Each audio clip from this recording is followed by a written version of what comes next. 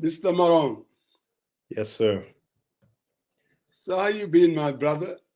I'm doing good, man. Yeah. We kind Doing of want to very well. apologize to our viewers. We kind of few minutes late. You know how that goes sometimes. I had a rough night. I had an event at the hall. You know how that goes. Yeah. Yeah. So sometimes you got to take a few minutes, to kind of reset and catch up a little bit. So exactly. No problem. Hopefully you got some coffee too, That helps all the time. You always have your cup of coffee. Well, 10 o'clock to keep up with Musa's analysis. I have to actually. But hey, usually I am up at 8:30 to get ready and all that. So I have to get my coffee brew and all that stuff, getting ready, Bro, you've been punching very hot lately, though. A friend of mine told me, "Munema ha, sariyang legi dula de bayal dara de."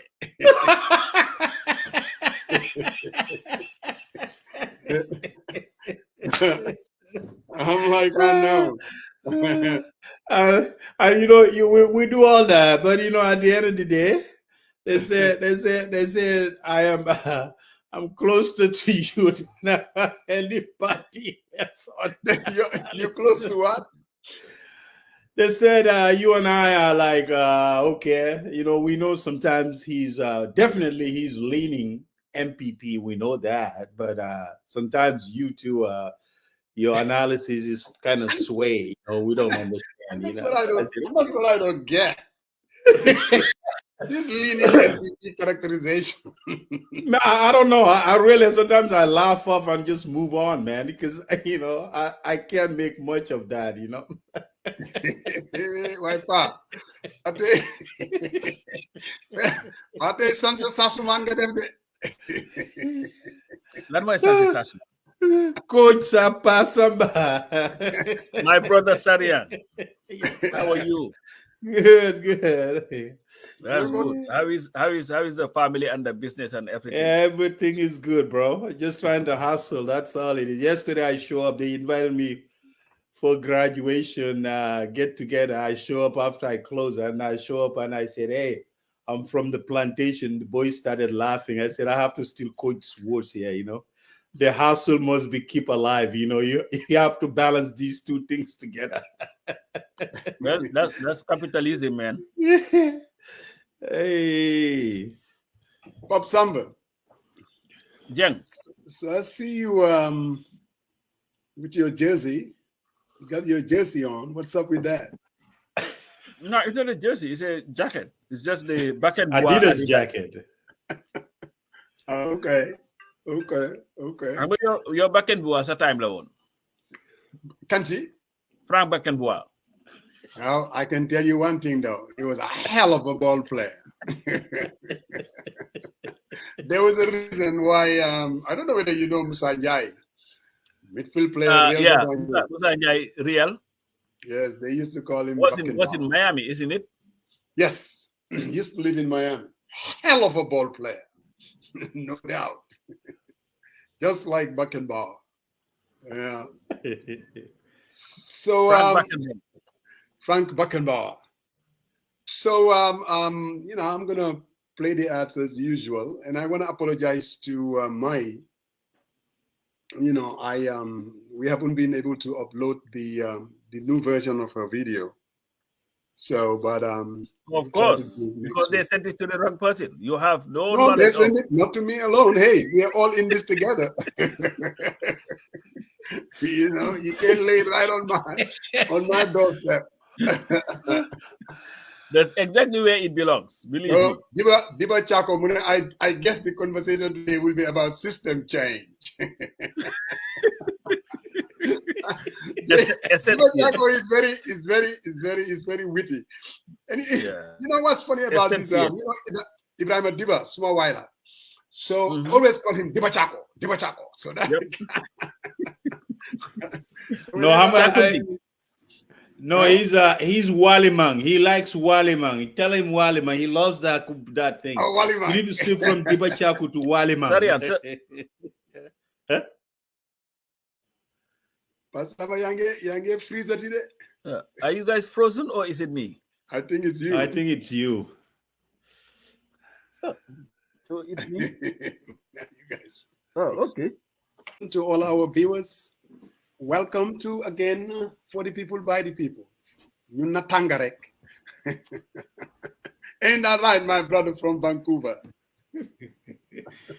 No, today is bipartisanship, man. You know, what's the burning issues? I was gonna text you and say, Musa, well, what's the channel lined up for today? But I guess we have a lot to talk about anyway. So always there's news in this. The Doi guys are coming. We got Keksane, we have Kurang, and then our good Dr. Suleiman Ba. We're going to talk about Doi, the political party. But hey, for the past 3 years, what has been in Gambian's lexicon is OIC. The thing finally was here, and I guess it's over. Today is the last day, ain't that right? So the 5th, right? Yep. Yeah, the 5th. OIC, yeah, it OIC, is. OIC, huh? It is. To me, I really want to give the Gambia government, the secretariat, I don't know, and that job. Am I on or have I frozen? You're frozen, but we can hear you. Hello? Yeah, we can hear you. Okay.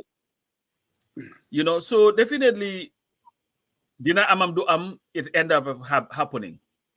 Right. And I think apart from 2 stories that I saw, one was when the security people were pretty much forgotten at the airport, were not given food. And then the Mauritania delegation having their house vulgarized and items stolen. I think those were the black eyes. But overall, I think it went very well.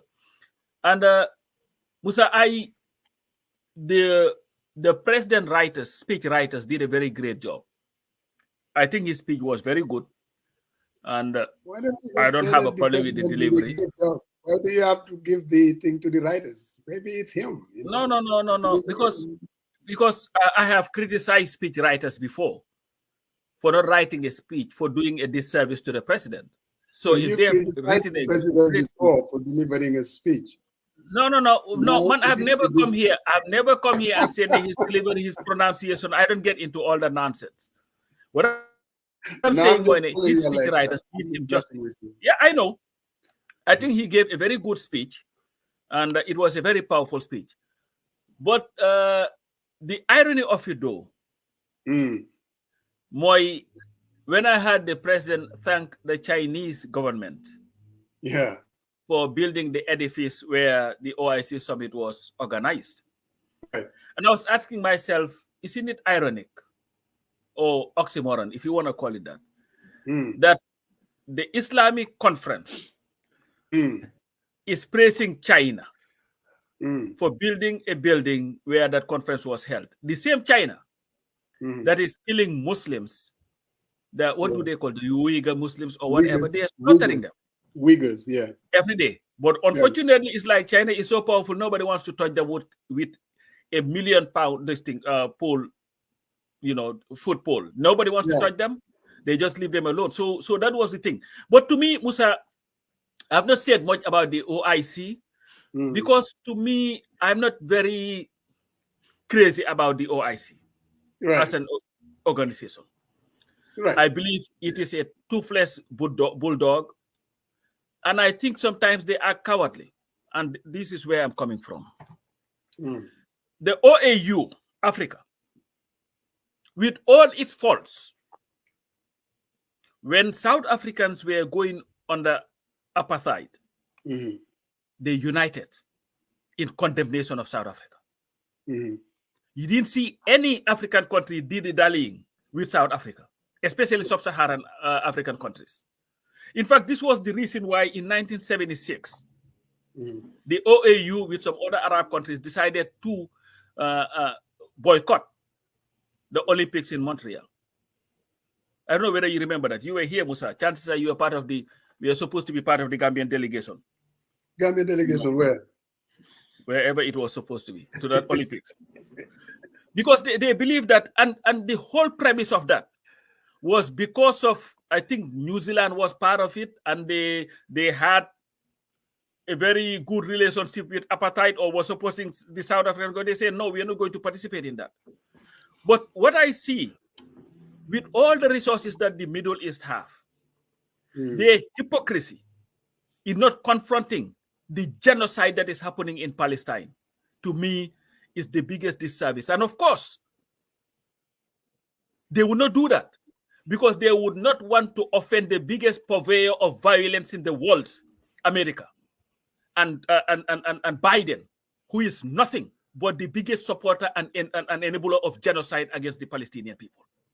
Because their fear is, if they do it, that's hyperbole of the highest order. Do me a favor, when you come, most say what you want to say. You're an American. You have your ways of defending these things. Here, what we see here is you're getting captured into this sloganeering. Can you just let me? Can you just let me just finish what I have to say? Go ahead. Because to me, the difference between you and I will never make excuse for anybody who support genocide, and that's what Biden is doing. You cannot slice it any other way. Go ahead. Your Congress just gave them about how many billion? About 30 billion recently in their fight against Palestine to support them. So to me, the OIC to me is nothing but a body that does nothing but engage in this talk shop, have a meeting, go home and sit in their kingdoms. Because if they were serious, chances are this Palestinian issue would have been solved a long time ago. But they don't want to do that. Okay. So you get it out of your chest. I think it's very important. You know, some of you activists, sometimes you buy into this sloganeering.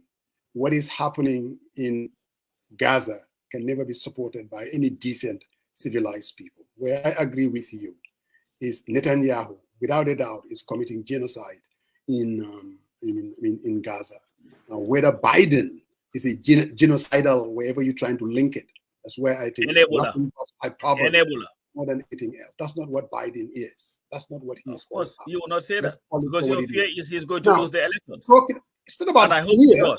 It's not about fear, because I know that when I walk into the polling booth between Trump and Biden, and a supporter of a Palestinian state, I know that my chances are better off voting for Biden than the alternative. The difference between Yo Agman, I don't get drawn into these activism per se. You know, I use my head. I don't go with emotions more than anything else. Now, coming back to the OIC, where I do agree with you, going all the way back to the 1967 war in the Arab countries with all their wealth, and still they're dealing with the same problem. Every OIC meeting, whether the one was held in Morocco, whether in Dakar, whether in Tehran, they've never been able to come together and say, you know what, we have to work and make sure that we bring about a Palestinian state, whether through diplomatic channels or whatever it takes. The fact that they are not able to do that, I agree with you. Impotency of the highest order. As far as these, these are nothing but talk shops. Every 3 years they meet and they talk about trying to bring. I don't think there's anything wrong with that, though. I mean, the Muslim Ummah getting together and seeing how they can come together and help fellow Muslims, I think it's a good thing.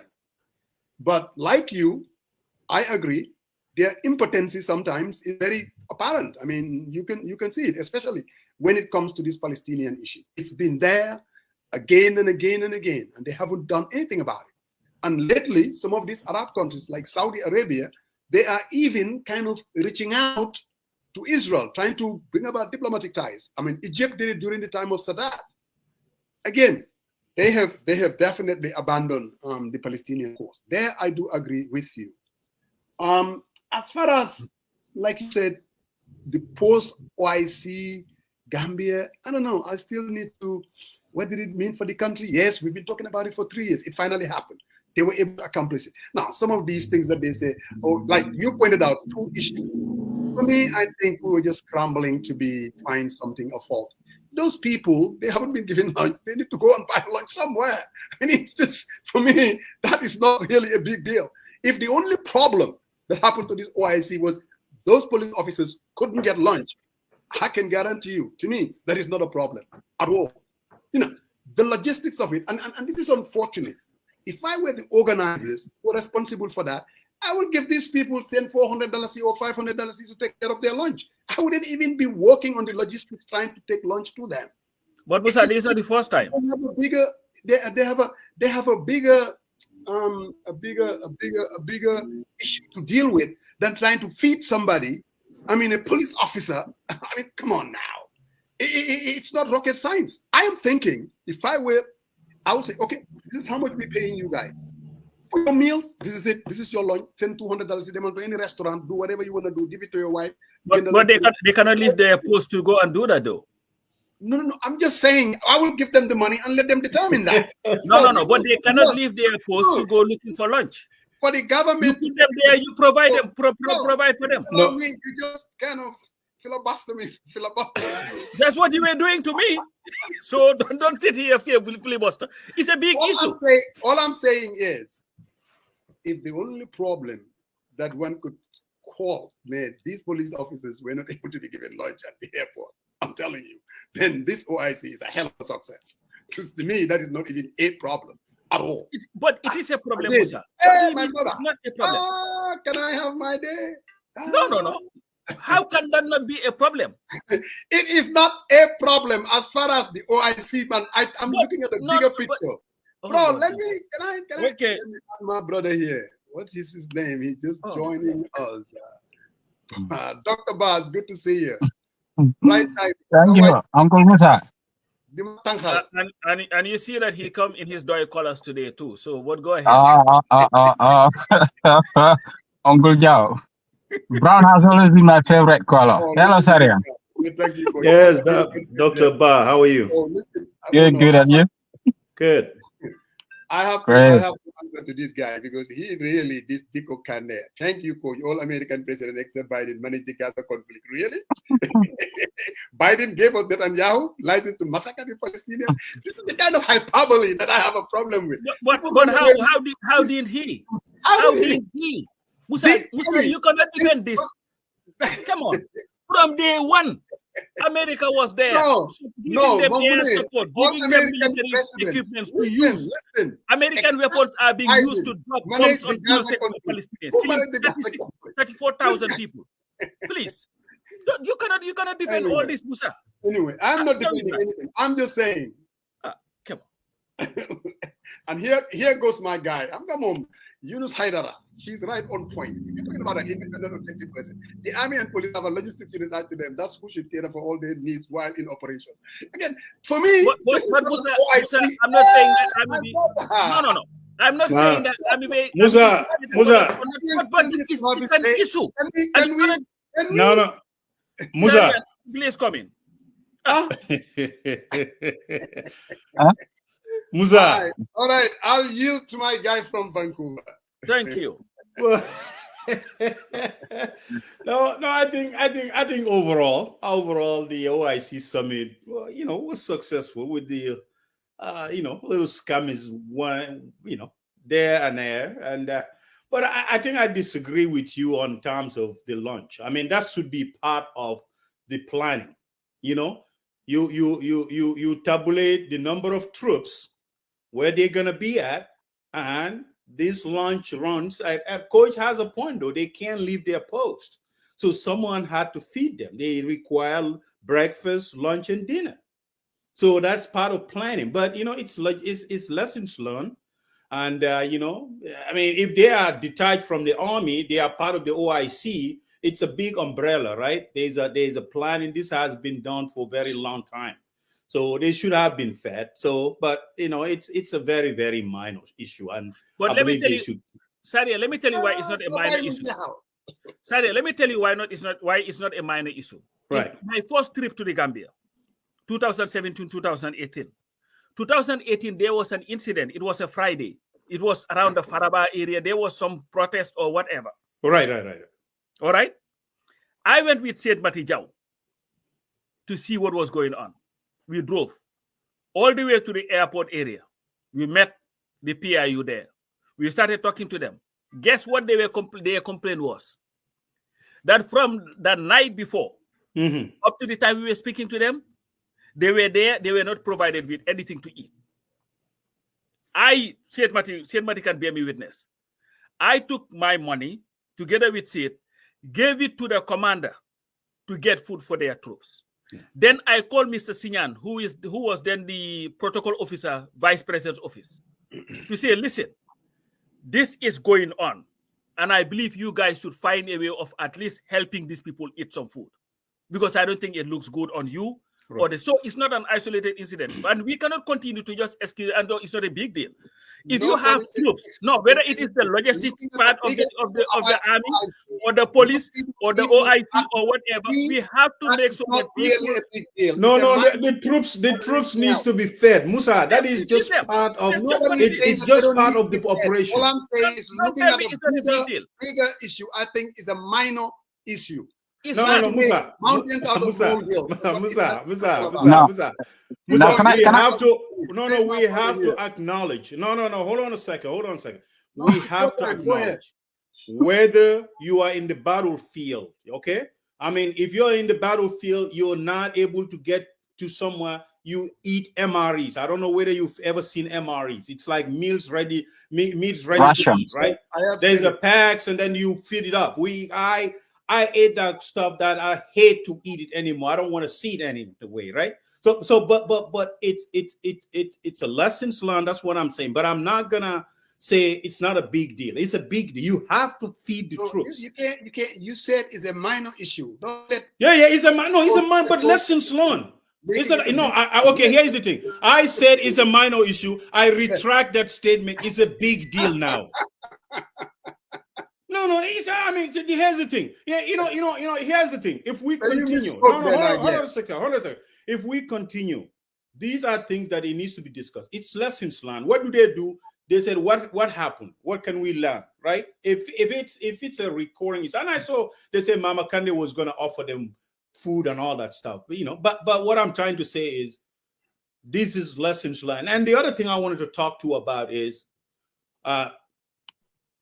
the airport. We make a big deal about the planes landing in the airport, but I think that stems from Dr. Caesar's interview. That's why you have to be careful when you are a spokesperson for the government. You need to be in tune with the people who are in charge of these operations. Because when he said that, and I was like, what type of planes are they bringing, right? I mean, if it's the commuter planes, I mean, they can be parked at the airport. But if you go in there on the airspace and say, hey, the government is a blah, blah, blah, blah, when that is not a fact, and the people who are handling this, you did not consult them at the GIA and talk to them and say, how you guys going to handle this? Then you start misspeaking and you bring this unnecessary attention, because there was this much attention about the airport, Senegal is benefiting, blah, blah, blah, blah, blah.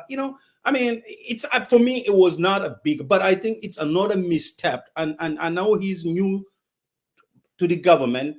He's trying to do it the best he can, but he has to be careful though, because some of the utterances that he made on that, and I think some of these things are like, hyperbole, and there's no facts associated with this, but he has to be careful. That's why this uproar about, the planes, they were parked right there, because the other side has the huge place. It's parked, no big deal.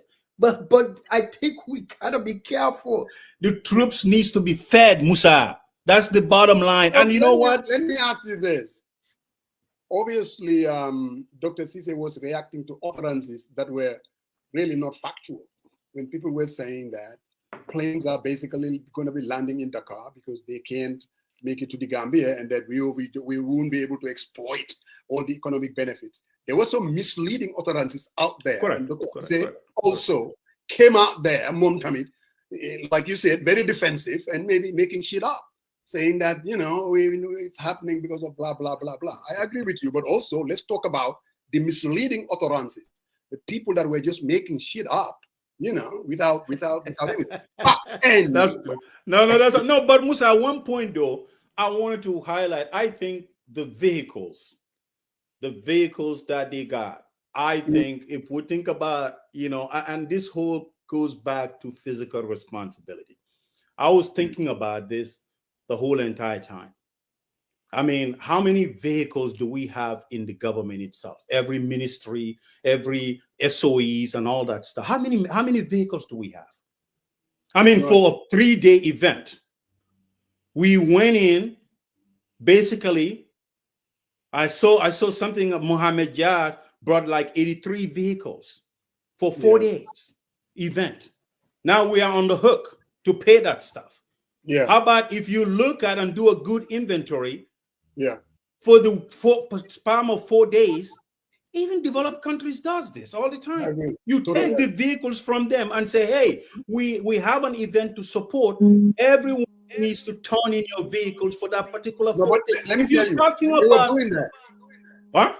They were doing that because my sister-in-law, she works for the government, and most of these departments, they went and snatched their cars. They were going after all these departments. Their vehicles were also taken. Now, for the life of me, I'm not sure how many vehicles that they were going to need. There's a solution to all this thing. With all the crimes that they're talking about, police do not have mobility and all that stuff. Give all those. I don't care whether they are high-end vehicle or whatever. Give it to the police. Let them do their job. Now they have the vehicles. They can go around now and patrol the country and all that. You don't need to give it to politicians. Very soon you'll see ministers changing their vehicles to these new ones that they bought. Just give it to the police. Let them use it.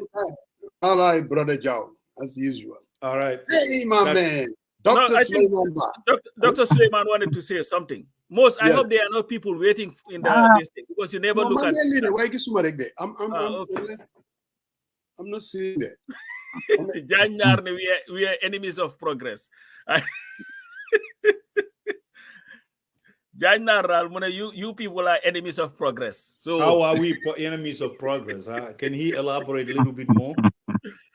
Because being against and talking about something that makes sense is not about being progress. I mean, there's a lot of stuff that can be improved in terms of all this spending spree. If you're telling people, the president himself stood there and said our target was 100 million, we need donation, and we fall short of that. But when you're telling people you need to help us, but you went on and tell them that I can spend beyond my means, why do they need to help you in the first place? I think that's what we're talking about, man. Gambe is like a person who is on welfare and drives a Lexus, the newest brand of Lexus. Exactly. $1,000 suit. That's what we do. But Suleiman, I know you wanted to say something about what we are talking about. Well, not necessarily. I think with regards to the flow of information, it's quite a complex issue to manage information in that country. So that might be the reason why there was slightly differences of communication in terms of aircrafts landing and Dakar being used or Senegal being used as an alternative, so in case there are other aircraft with bigger wings. So I'm not excusing them, but I can imagine walking in the Gambia and you trying to manage information flow. There is always likely going to be some contradictions. Now, with regards to the army or the police on duties, I was wondering, and I wanted to ask this particular question. Is it an entitlement, a legal entitlement, if officers are on duties, that they should be served food? I've been thinking about it. I know when the army is on active operation, you have to. But the police, I'm not quite sure about that. So you are asking in terms of legal? Yeah, is that what you're asking? Yes. When they are on active duty, because for me, providing security at the airport for this OIC summit may not necessarily be an operation. It should be just part of the active duties. I don't know, because I listened to Tamsir Jassi, who was in charge. So they had some type of like about almost 4,000 people, personnel that are integrated from army, police, prison, and also to make it a cohesive operation unit specifically designed for this OIC. So on this side of the world, there should be like some type of declaration and all that stuff. Make it. But Gambia, I don't know whether that's it. But despite though, I mean, if they are embedded with the army and with other folks, I think my modus is, if you're helping, you need to be fed. You deserve a breakfast, lunch, and dinner, right? Regardless, this should be part of a bigger planning. How are we we have 4,000 troops staged at different areas, from the airport junction to OIC and those that are patrol.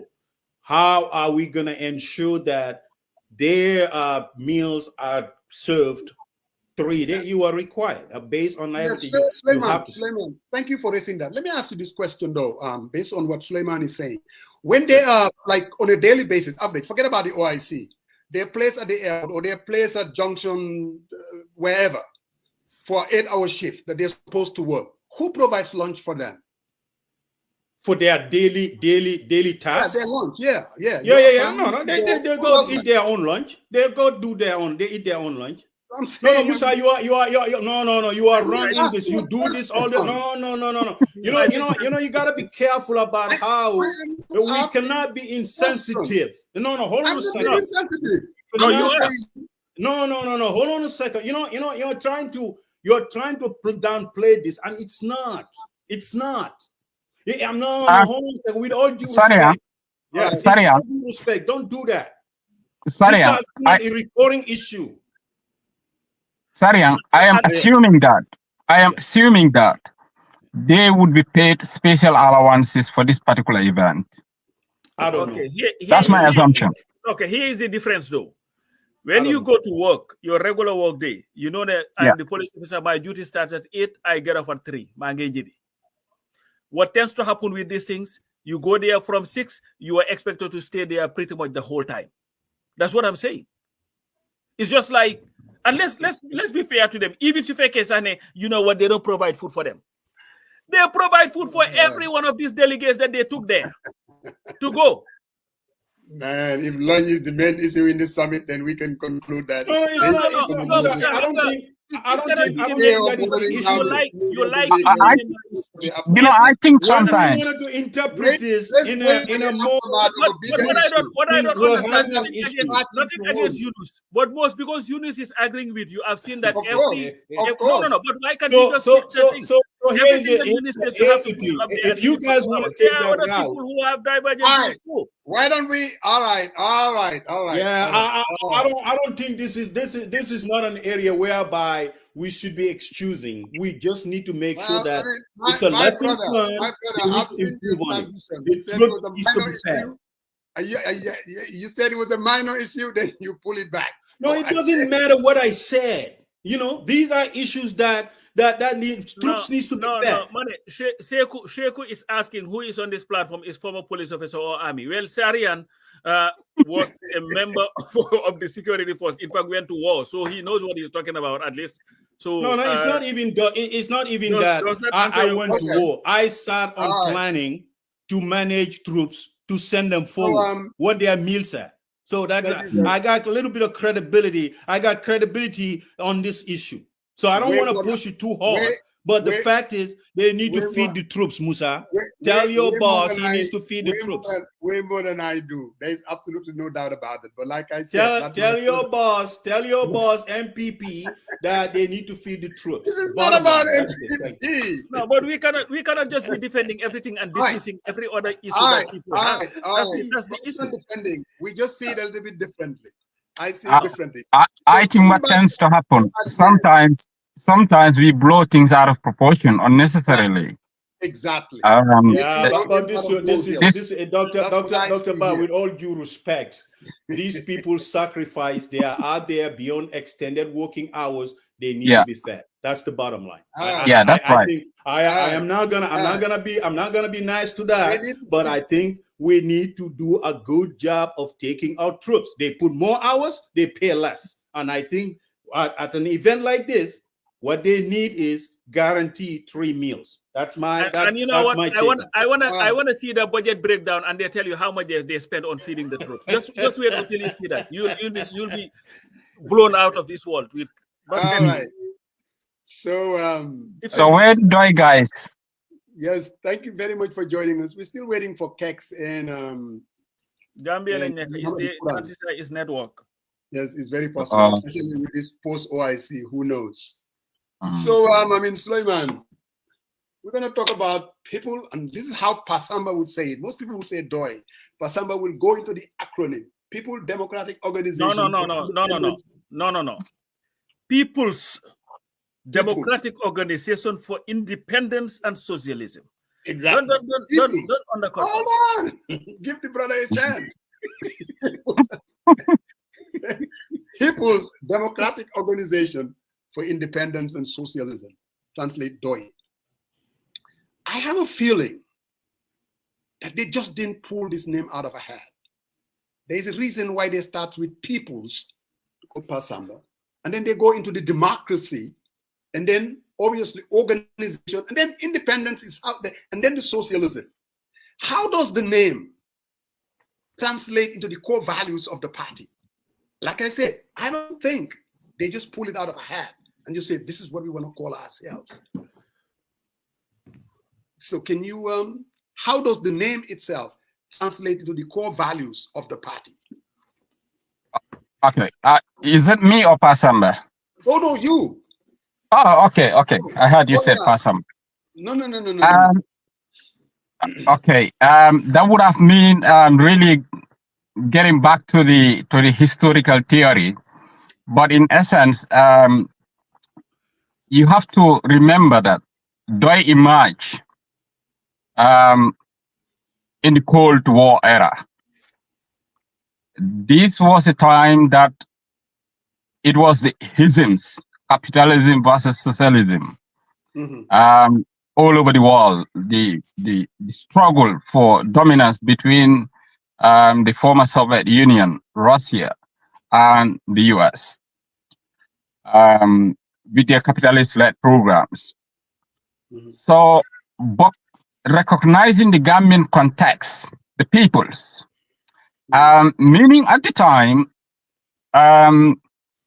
really the Gambian people, and still it is difficult to ascertain that whether they have to understand their sovereign powers. The people, they are the ones who have the power to vote and be voted for, and to decide who is their leader or who becomes their leader.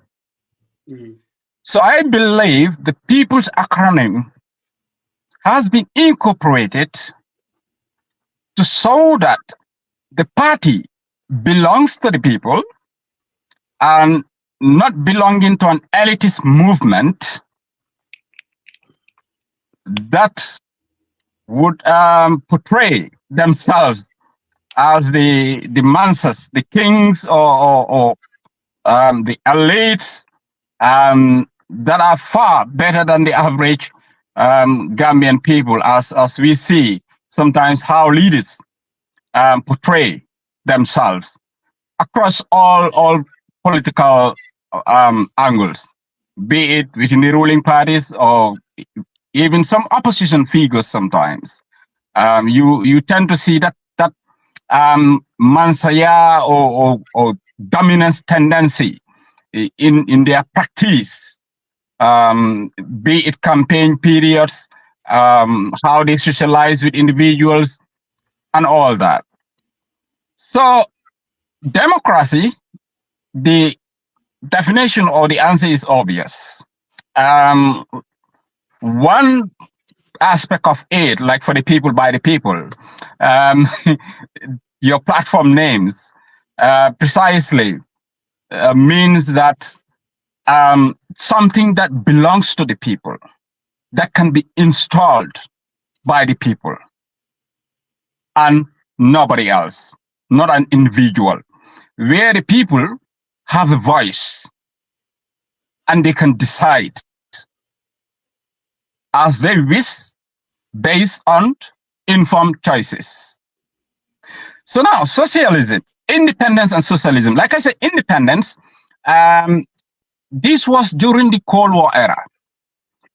Fine, we have had political independence, but independence is not limited to having political independence, meaning the affairs of your country is no longer run by an external force or colonial masters in the past. So that you gain full independence politically, economically, socially, and culturally in all aspects of independence, not necessarily politics. Obviously, at the time, the Gambia was independent when DOI emerged. Mm-hmm. So one should be wondering why having independence. But because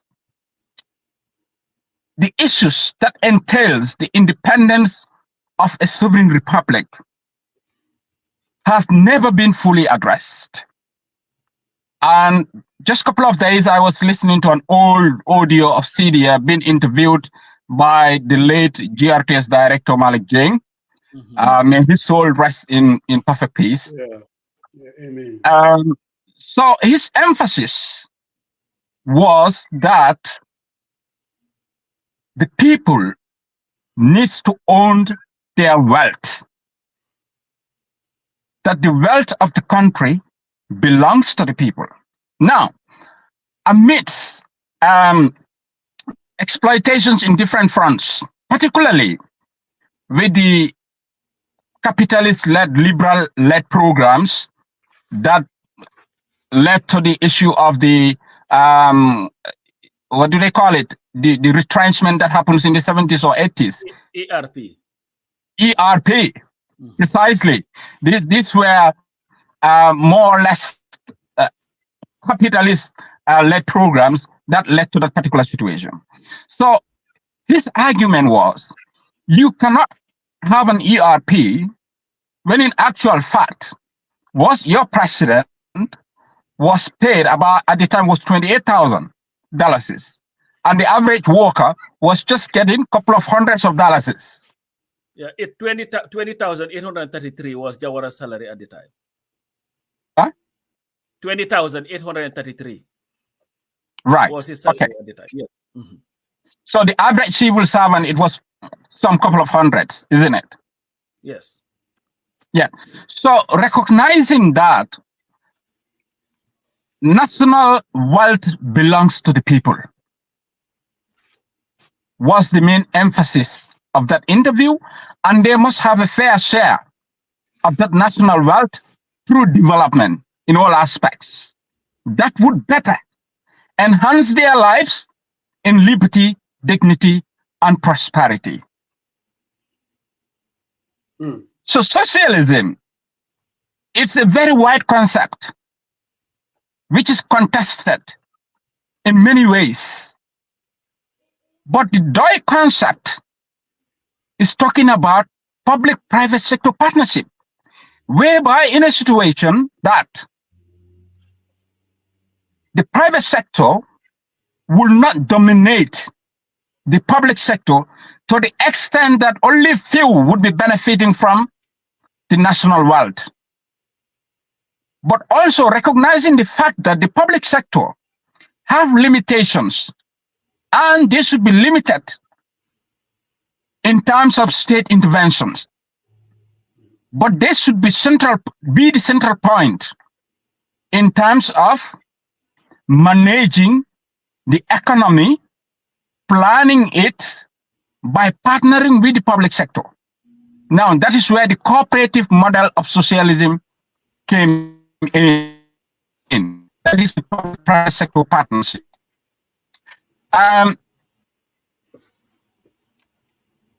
DOI is arguing that now, instead of leaving the farming sector entirely to individuals.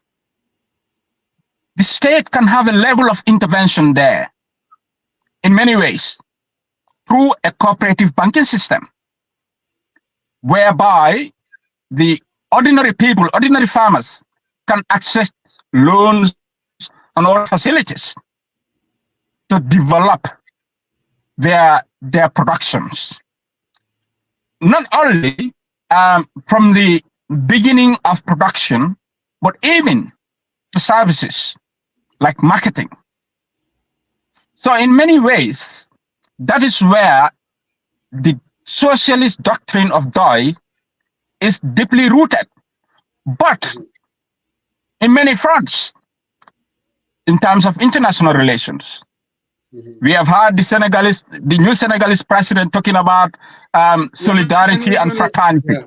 We're gonna get into that. We're gonna get into quite a few facets of, and I want Pasamba. Yes. Can you allow the? Hold on. I am the. Right. It's my time. I'm questioning. So actually, what I was gonna do, Pasamba, I wanted you to wear your DOI hat because I think this question is important to our viewers. Yes. That a name was chosen for a reason. You know, like you said, the People's Democratic. No. People's hold on. People's Democratic Organization for Independence and Socialism. So, like I said, the name I'm sure wasn't pulled out of a hat, Pasamba. If you can wear your hat and get into the same question that I asked Dr. Suleiman, what was the thinking about it, and how does it really represent the core values of the party? Many people, and Suleiman did a great job, may not be aware of an organization that was called PMINCC. It is the People's Movement for Independence Against Neocolonialism and Capitalism. This was an organization that used to produce Voice of the Future, a clandestine movement it was. You wake up in the morning, go to Gambia High School or St. Augustine's High School and see a bunch of public papers. Nobody knew who was publishing them.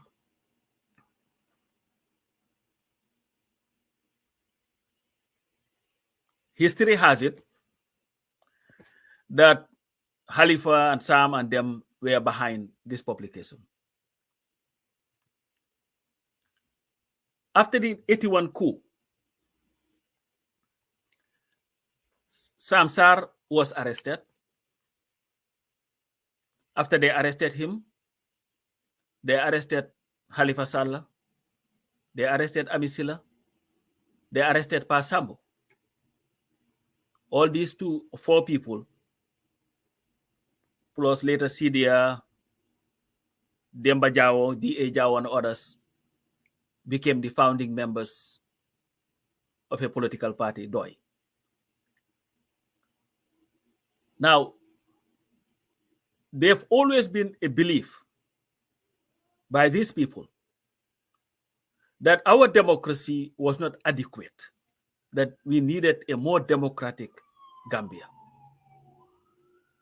There was also a belief that in spite of our political independence, semi-political independence in 1965, and full independence on the 24th of April 1970, that the Gambia was still a very dependent country, which they believe undermined the very essence of our independence.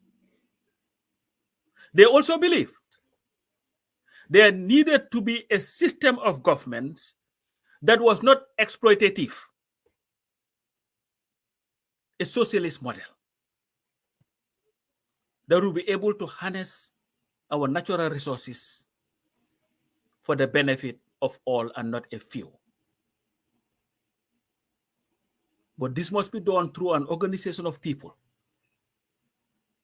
committed to those very ideals. Hence the name People's Democratic Organization for Independence and Socialism. So they came up with this name. Interesting. And the whole objective of the party then, In fact, it is interesting. People may not know this. D.A. Jao designed the logo of the party because he was a member.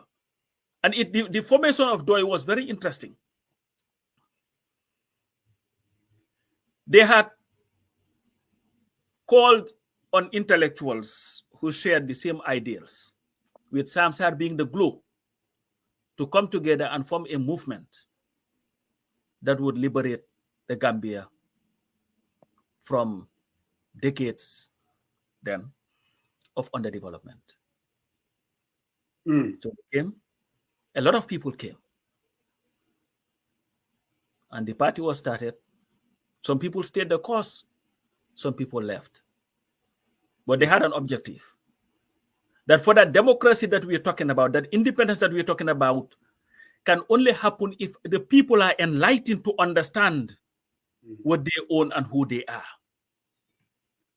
And this is why the party focused entirely on the education of the Gambian voter to understand and value themselves and understand who they are and what they hold as a people. So I'll just stop there, and then I'll wear my hat, the DOI hat, until the other DOI guys come. And then so go ahead, my brother Sariam, go ahead. No, you only asked one question. You don't want to ask the second one? I just don't want to be. No, go ahead. Go ahead. No problem. No problem.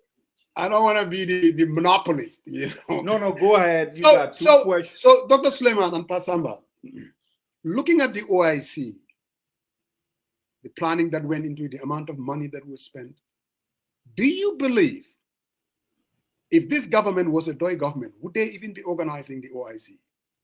Dr. Suleiman. Well, it's quite obvious. I cannot see a situation that a DOI government would opt out of the OIC.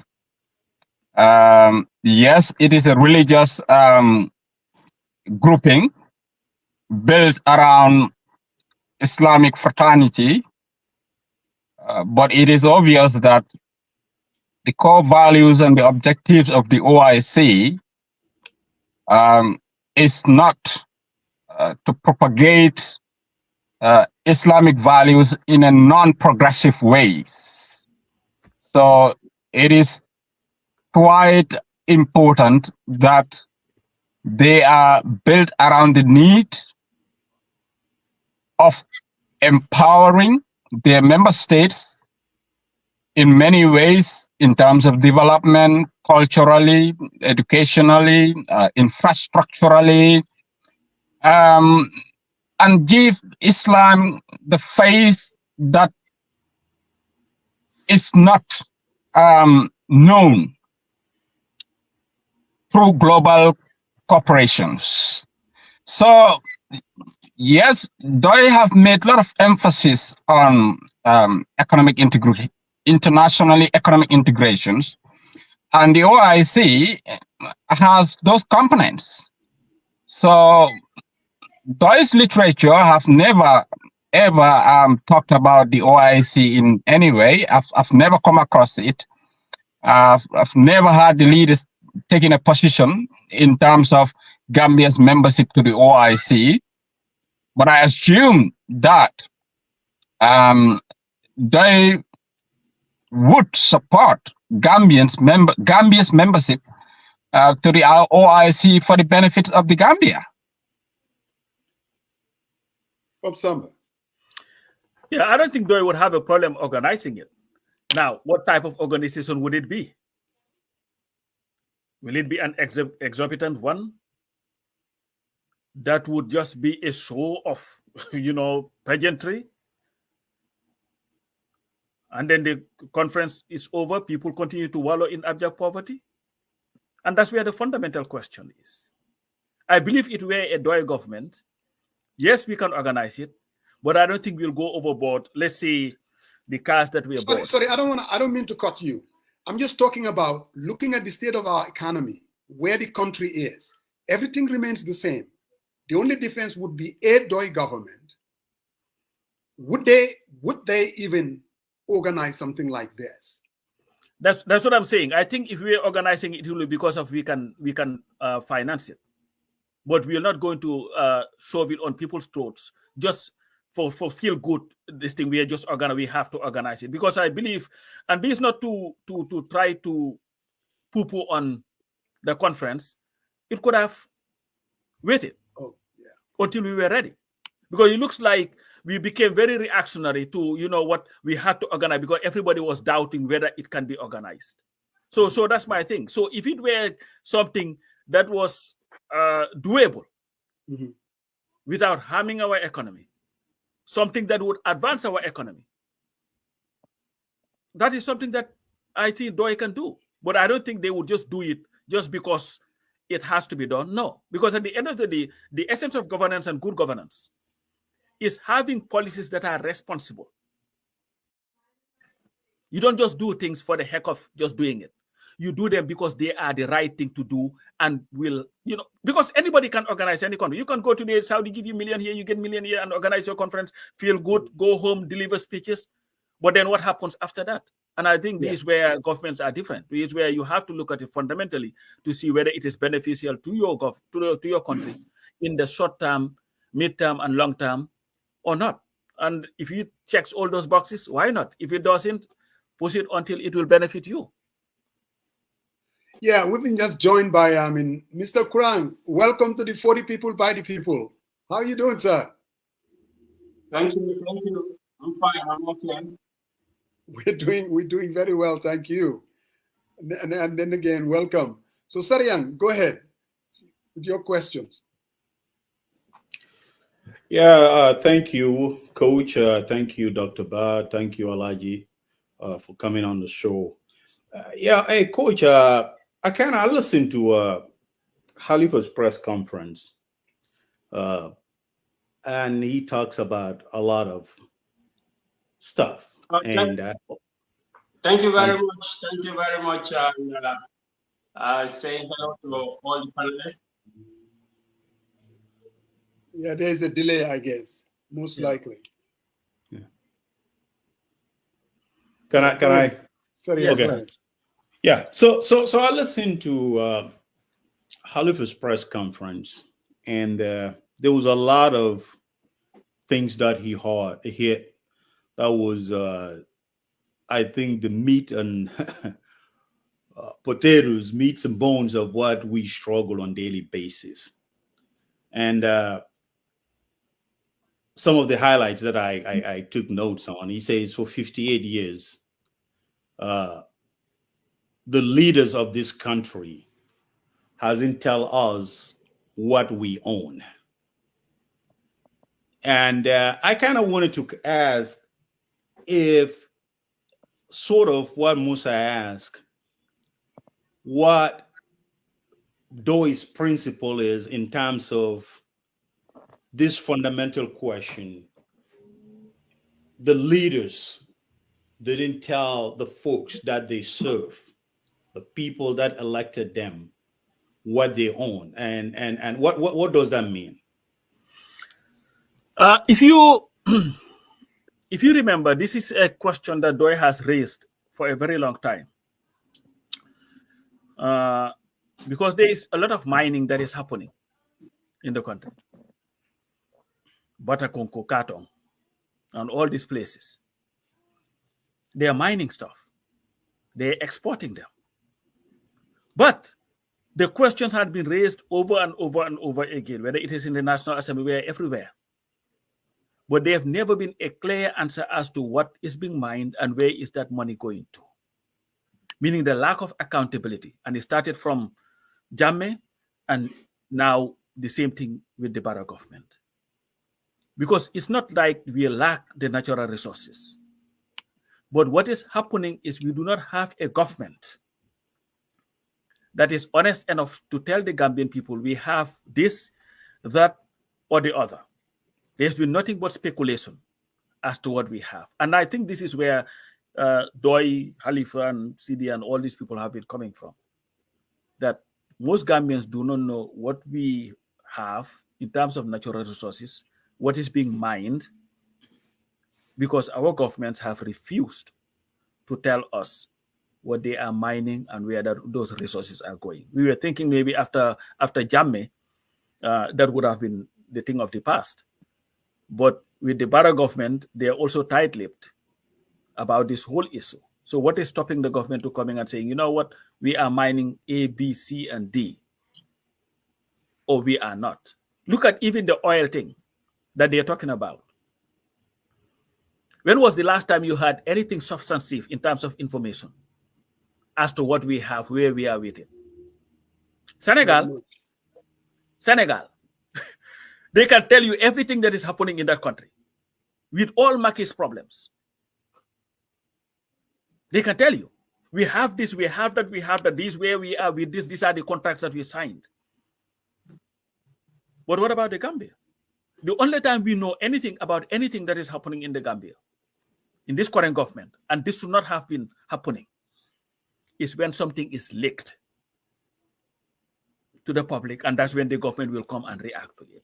And I believe that is in essence what Khalifa was talking about.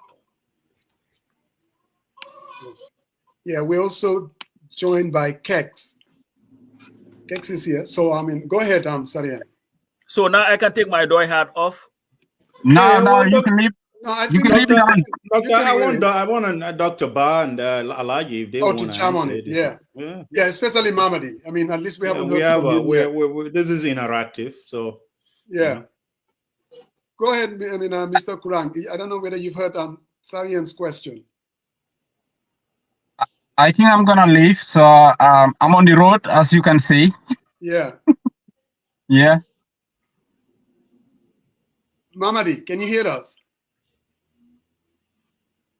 Yeah, since Dr. Ba is leaving, Dr. Ba, you can add what you have on it. So. Yeah.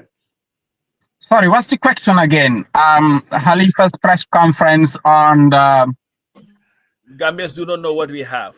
Oh yeah. He says for 58 years, the leaders of our country doesn't tell the people who elected them what we own as a country. Yeah, well, you see, Saria, leading a country in this day and age requires a vision. And you cannot create that vision without understanding the kind of a country you have in terms of resources, territorial size, and all other considerations. Now, it is only that type of a visionary leader who would have foreseen that I have this country to govern, and this country has potential A, B, C, and D. And I'm going to build that country around that. And that is where you have to give the people ownership of building that country by being accountable to them, making sure that they know what they have, what belongs to them, whether it is in the ocean, whether it is on the land.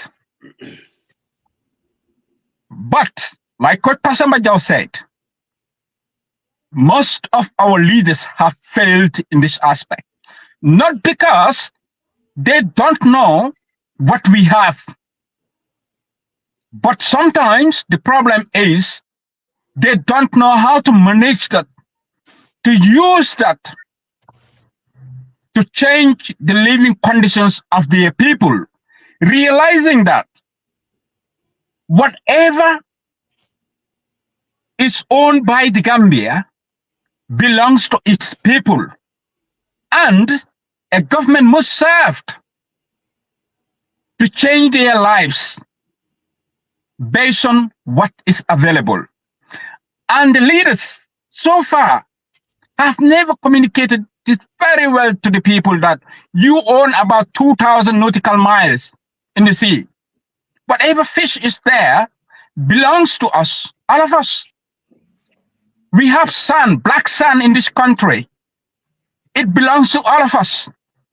And it must be utilized to change our living conditions. So precisely that is the point. But the masses have been reduced to an unstructured way of living in anticipation that somehow, someday, through God's intervention, things will change. But we can only change those things based on what we have, be it natural resources, be it our productive-based agriculture, and now even getting into the tech world. So leaders must have that vision.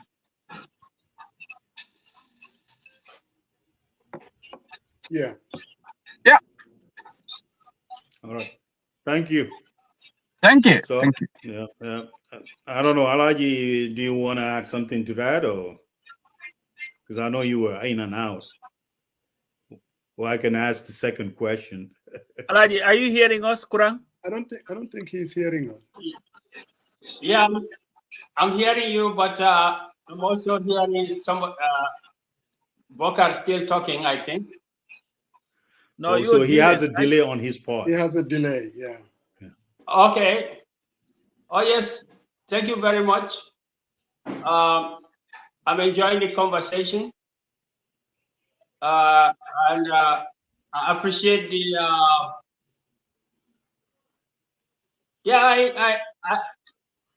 I appreciate the yes, I'm hearing you now. Oh, where was it? Okay, so can you hear us, Mamadi? Yes, I hear you. Okay. Sarian, go ahead. Sorry, if you can just rephrase the question to him, maybe then. Yeah. So what the question was, during Khalifa's, last week's press conference, he mentioned for 58 years, the leaders of our country hasn't actually tell people, meaning the people that elected them in office, what we own as a country. And I was just kind of asking, the PDOIS membership, that what does that mean? And if you guys can enlighten us a little bit. Yeah, come again. What does what mean? What does it mean that the leaders of our country doesn't tell the people who elected them what we the people own in terms of natural resources, what is available as a country? Yeah, I think there is a lot of truth in that statement, because we know that, small as it may be, the Gambia is blessed with a limited amount of resources. And what have we seen over the years? If you come to fishery, if you want to tell the people, does the government want to tell the people how much what is the value of the agreements they have signed, the terms and conditions that they have signed, the licenses that are given to the foreign vessels? If you talk to the fishermen in Bakau, for example, they tell you, well, we just come to we just go to the sea, but we cannot even barely feed our families right now. So the state is not clear about how the fishery resources of the country, are being signed out in terms of exploitation to foreign interests. That's number one. And number two, I just had Bokar Suleiman talking about the black sand, which is sand mining. There was a sand mining, we all know, on the Jame. And we saw, in the investigations, for example, in the commission, I visited the sand mine in Sanyang, and we saw that there was heavy activity going on there. But after we know that Jame's activities are terminated, under what conditions are those mines, handed over to the new owners? What are the terms and conditions? Because if people don't know, then you see, for example, you go to Sanyang and they said, okay, Mr. So-and-so donated 100,000 to the VDC in Sanyang. But yeah, 100,000 is 100,000, we know, but what does it mean? How many percent of the total extraction is the 100,000? Before a community can ask for royalties or percentage payments, they have a right to royalty. But the first right is the right to know. To know how much is being extracted in the sand mines. We see the mining in the other places. We see the mining now in the Denton Bridge. We see mining all over. We see stone mining, everything, right? We had the Faraba Bantang issue. So these are some of the examples that shows you that the people have the right to know what they own. Not only that, but in other assets of the country, not only the natural resources, but in other assets, for example, the parastatals, the how do we call them, quasi-government institutions that have got business interests, for example, the ports, the NAWEC, and so on.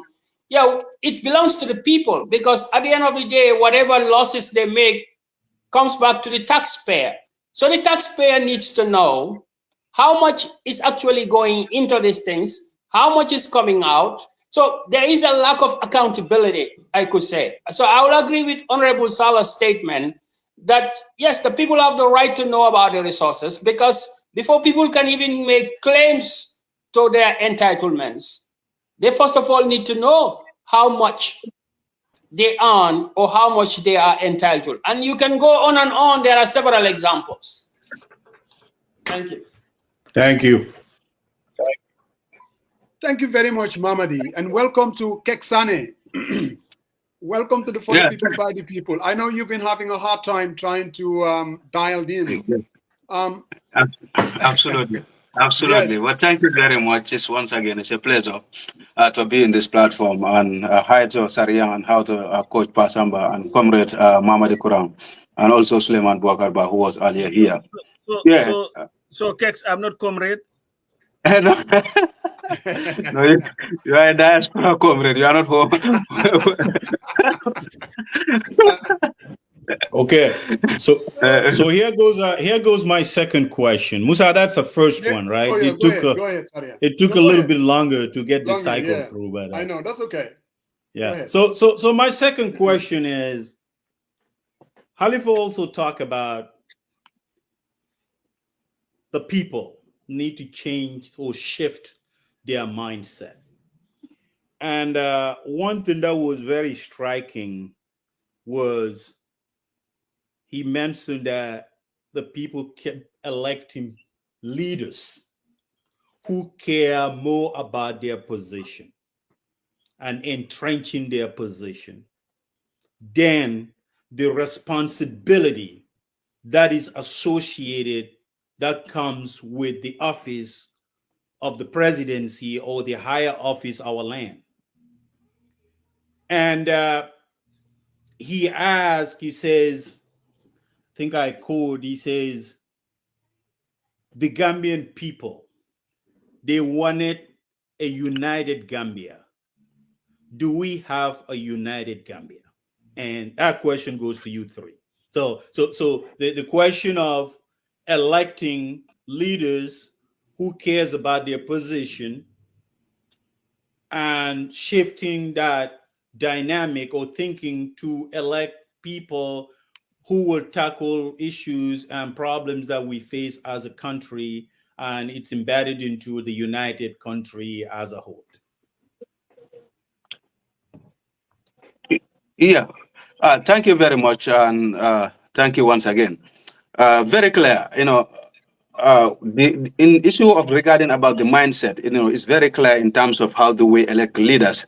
unless we change we have a paradigm shift in terms of how we elect leaders. And we could see from the Jawara. Yeah, we lost Kex. Go ahead, Coach. Well, the mindset itself, it is a refutable fact that the leaders that we have elected since the inception of our country have all entrenched themselves in power for a very long time. Jawara was premier in 62, prime minister in 63, president in 70, and until he was removed forcefully, he stayed in power. He was president or the leader of our country for at least 32 years. Jammeh came through undemocratic means, went to the polls, until he was defeated after 22 years in power. He remained in power. Adama Barrow promised us 3 years. There is a great chance he might go for 15. So it is a fact that we have elected leaders who have become so much in love with the position that they are elected into, that they have pretty much forgotten to address the basic needs and aspirations of the Gambian people. Because it is also a fact that despite these people staying in power for this long, and for that period, our country continued to stagnate and people continue to wallow in poverty. So how do we change the mindset? Because you see, we can blame politicians all we want. We can blame the messaging of politicians all we want. But at the end of the day, the people are given something that is brain to think. There is no Gambian voter who is not feeling the pinch. Is that what they call it? Of hardship in that country. The overwhelming majority of voters. But of course, when election comes, what do we engage in? Somebody would come and give you a bag of rice, 2 arch, and you go and give that person your vote. And then complain for the next 4 years until election comes again, and they repeat the same thing, and you're satisfied. So that mindset must change. People must know what they want first. Because at the end, we can say anything that we want about the politicians. Look at the last elections that we had. How did we vote? There were people who were telling you, don't vote for the UDP because they're a tribalist party. And there were people who were telling you that if you voted for Halifa Sallah or Essa Fall or Mr. Jammeh, you are voting for the UDP. This was what they were telling people. People had already forgotten altogether their realities. Everything that was promised to them was thrown out the door. So we reduce our voting into, if you vote for this person, you'll be voting for that person. And all these politicians, Barrow, UDP, DOI, SFL, and Mr. Jammeh, all had their programs that they presented to the Gambian people. The system change that DOI talked about. DOI visited more villages the last elections than any other political party that ran. Absolutely. They were going to village after village after village after village, talking directly to people. And wherever they went, they were told, Wakati Degangen. What you're saying is the truth. But then when the voting came, people voted how they wanted. The UDP went to everywhere. SR went everywhere. They told them. But these are the same people, Sarian, that are coming today complaining about how hard the Gambia is. So that mindset must change. People must know what they want and vote their interest and not vote for what is convenient today. And unless we do that, we'll continue to have leaders who will continue to stay in love with the position of power because they know that all they have to do is when election comes, buy a bag of rice and Dewlin and 2 arch, 3 arch, and you will get Musa Jeng's vote.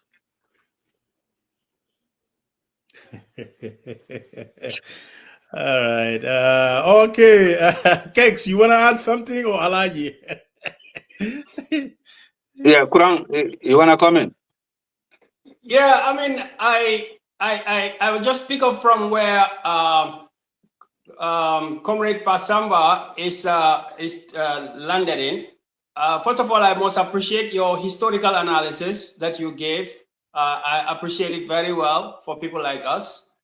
Now, secondly, what you just described, you know, since 2017 to 2021, we have got several terminologies.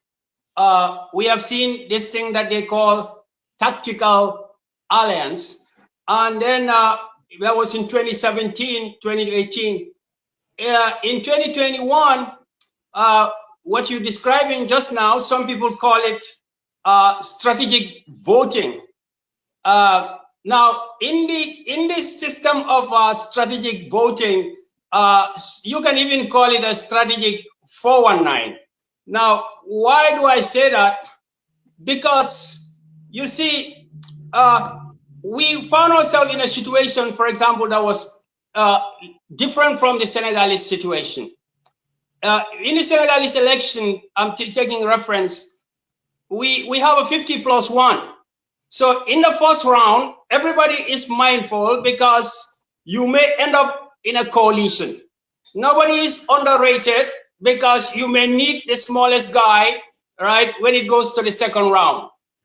Now, in our case, since the changes in 2017, well, I said that the NPP and the UDP, they are parties of winner takes all parties. They have that philosophy, winner takes all, right? Raja Sakanam, Fogna Nonla, right? And what that resulted in, once we had, why I said they had a winner takes all concept, because they had an opportunity to push a strategic element of the democratic system, which is anybody that's going to rule the country, you need 51% of the people or 50+1 of the people. Now, none of these two parties were interested in 50+1 because each of them says they're the biggest and they're going to win it. Now, what is wrong with this? Yes, it is good for a party to be to fight for its interests. I have no problem with that. But what this resulted in was that when they have a winner takes all mentality, now they go into the field, they do exactly what Coach Pasamba just described. The NPP goes and says, if you vote for anybody else, right, if you vote for PDOIS, you just voting for UDP because you preventing Barrow from winning.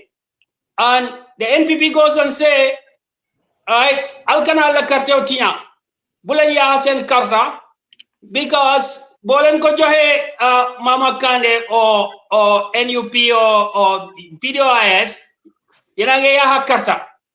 So this is already an attack on the rest of the democratic parties or the participants or the candidates. It's already an attack, whether you admit it or not.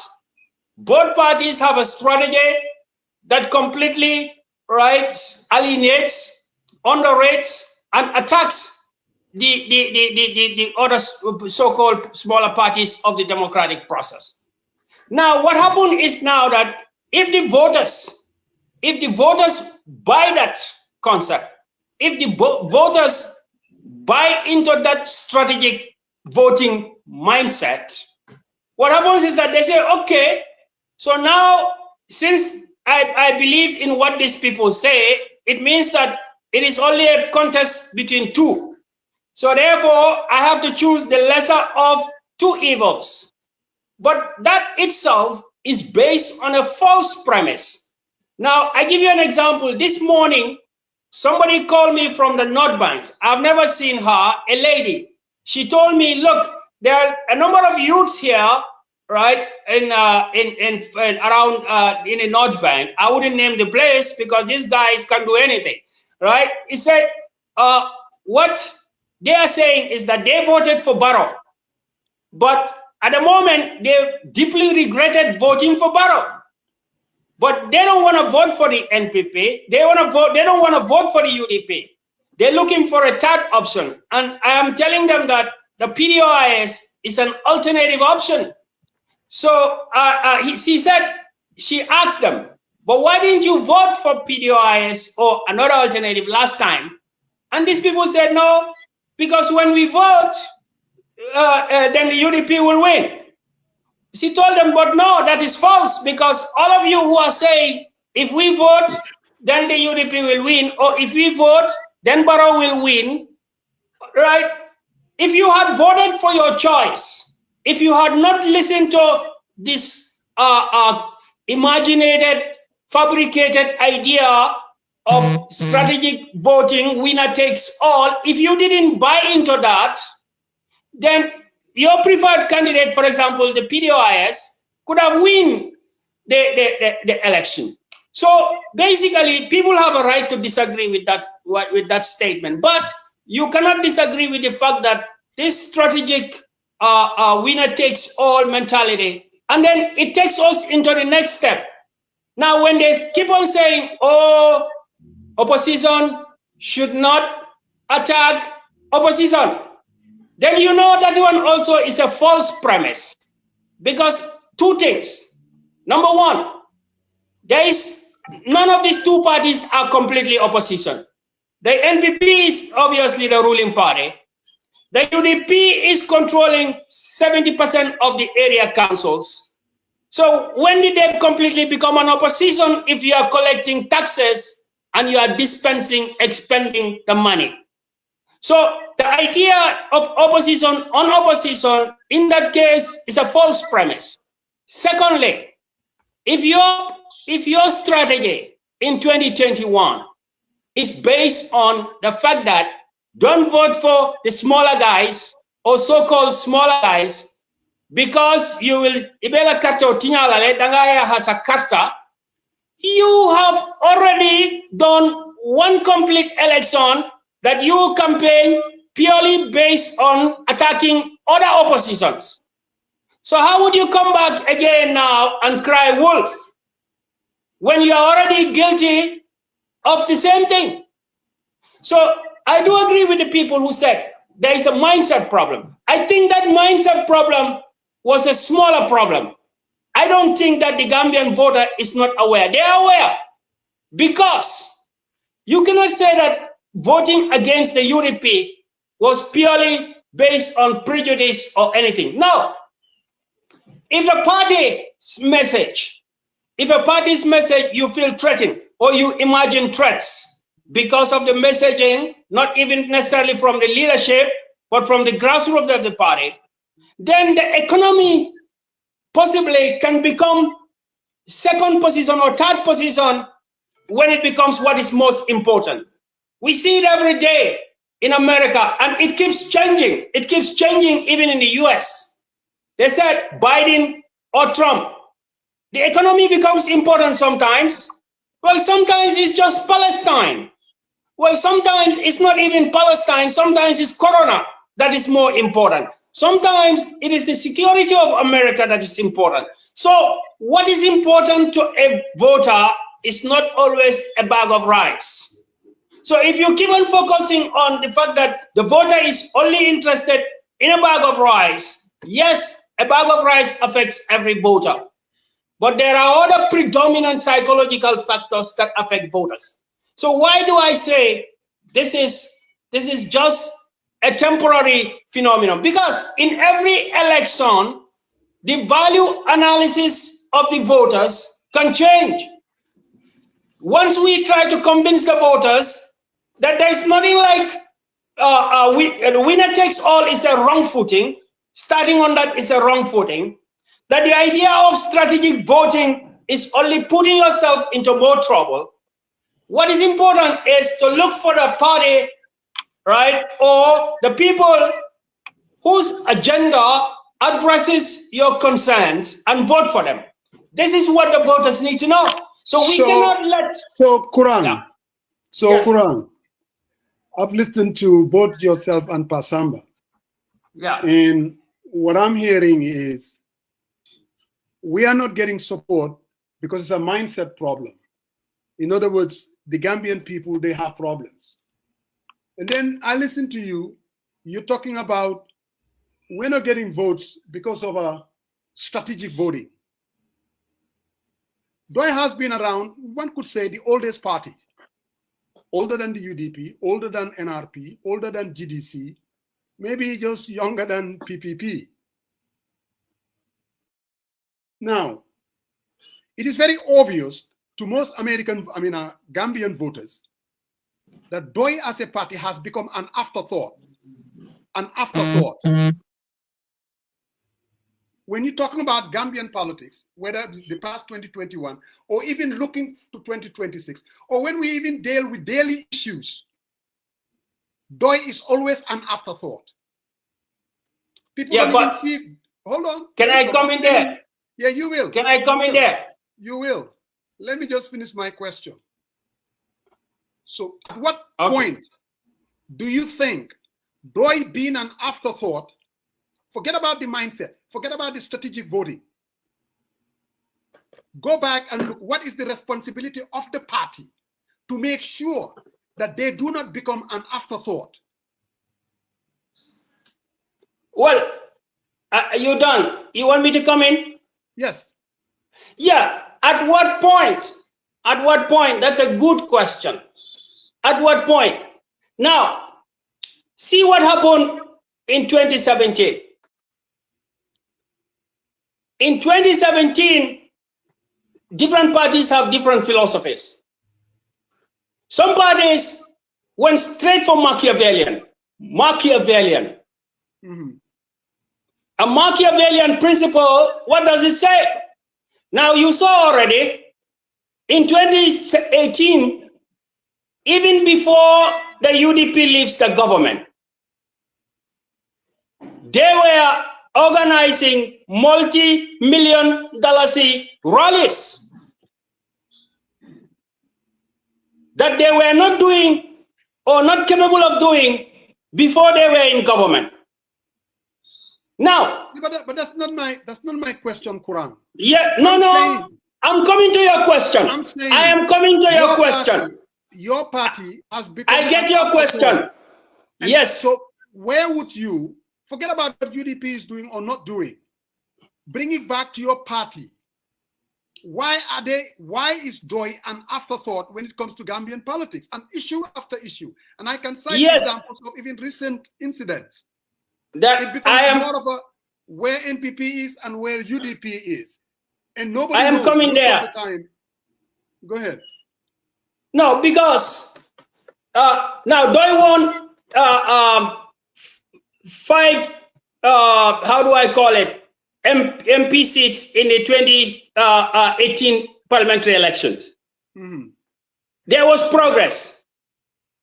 But what I'm telling you is, if we come into government, brother, and then we said we are looking for a level playing field, and a group of people or one party or the other party grabbed the resources and decided that they're going to use them to make propaganda, of course there was a difference in resources.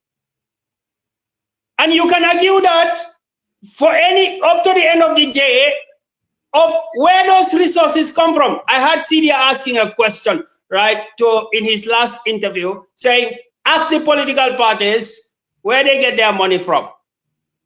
You understand what I mean?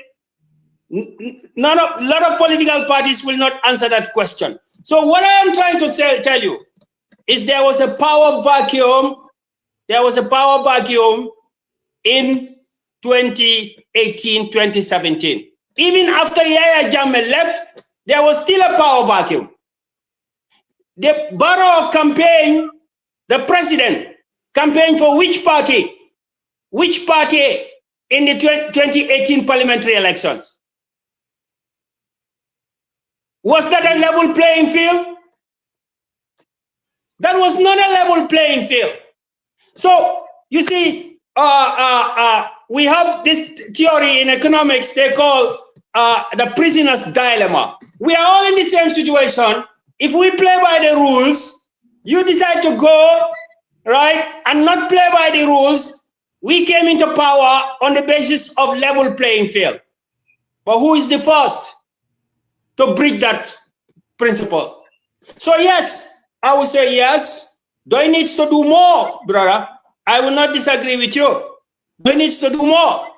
But when we take a historical analysis, the imbalances of the past does not necessarily represent the present balances of or the future balances of power. Yeah.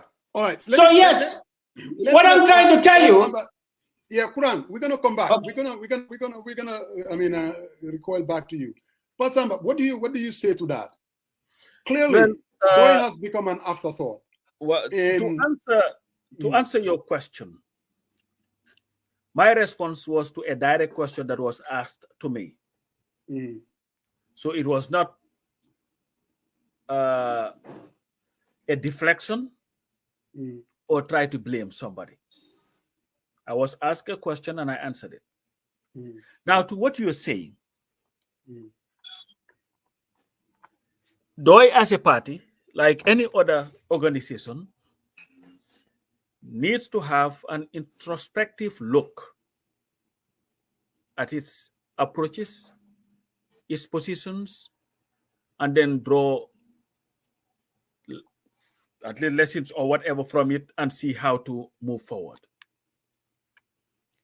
Our politics have become a binary politics for a very long time. And I want to believe that we as a party maybe failed to capitalize or make gains when it was presented to us. Because at the end of the day, Musa, we have to be realists too. And if you're a realist, you have to look at yourself and say, okay, where am I going wrong? What could I have done better to be able to go to where I need to go? And these are the fundamental challenges that DOI faces.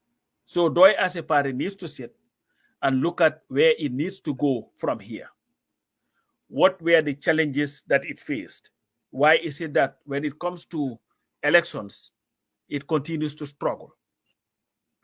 What needs to change? What needs to happen? Yes. Now, there are other factors in that the money that is being spent by other forces. Let's look at Woolly East. CDA is Woolly East or Woolly West, one of the Woolies. Woolly West. Where the government went there, yes, and spent millions of dollars just to make sure that he would be defeated. And of course, they elected somebody who has not said a single word in the National Assembly. I've never heard that guy say one word in the National Assembly. So now, then you have to look at that in its totality. Now, the voters, and maybe the tactic or strategy of CDA or DOI in that constituency. I believe that DOI sometimes does not use its strength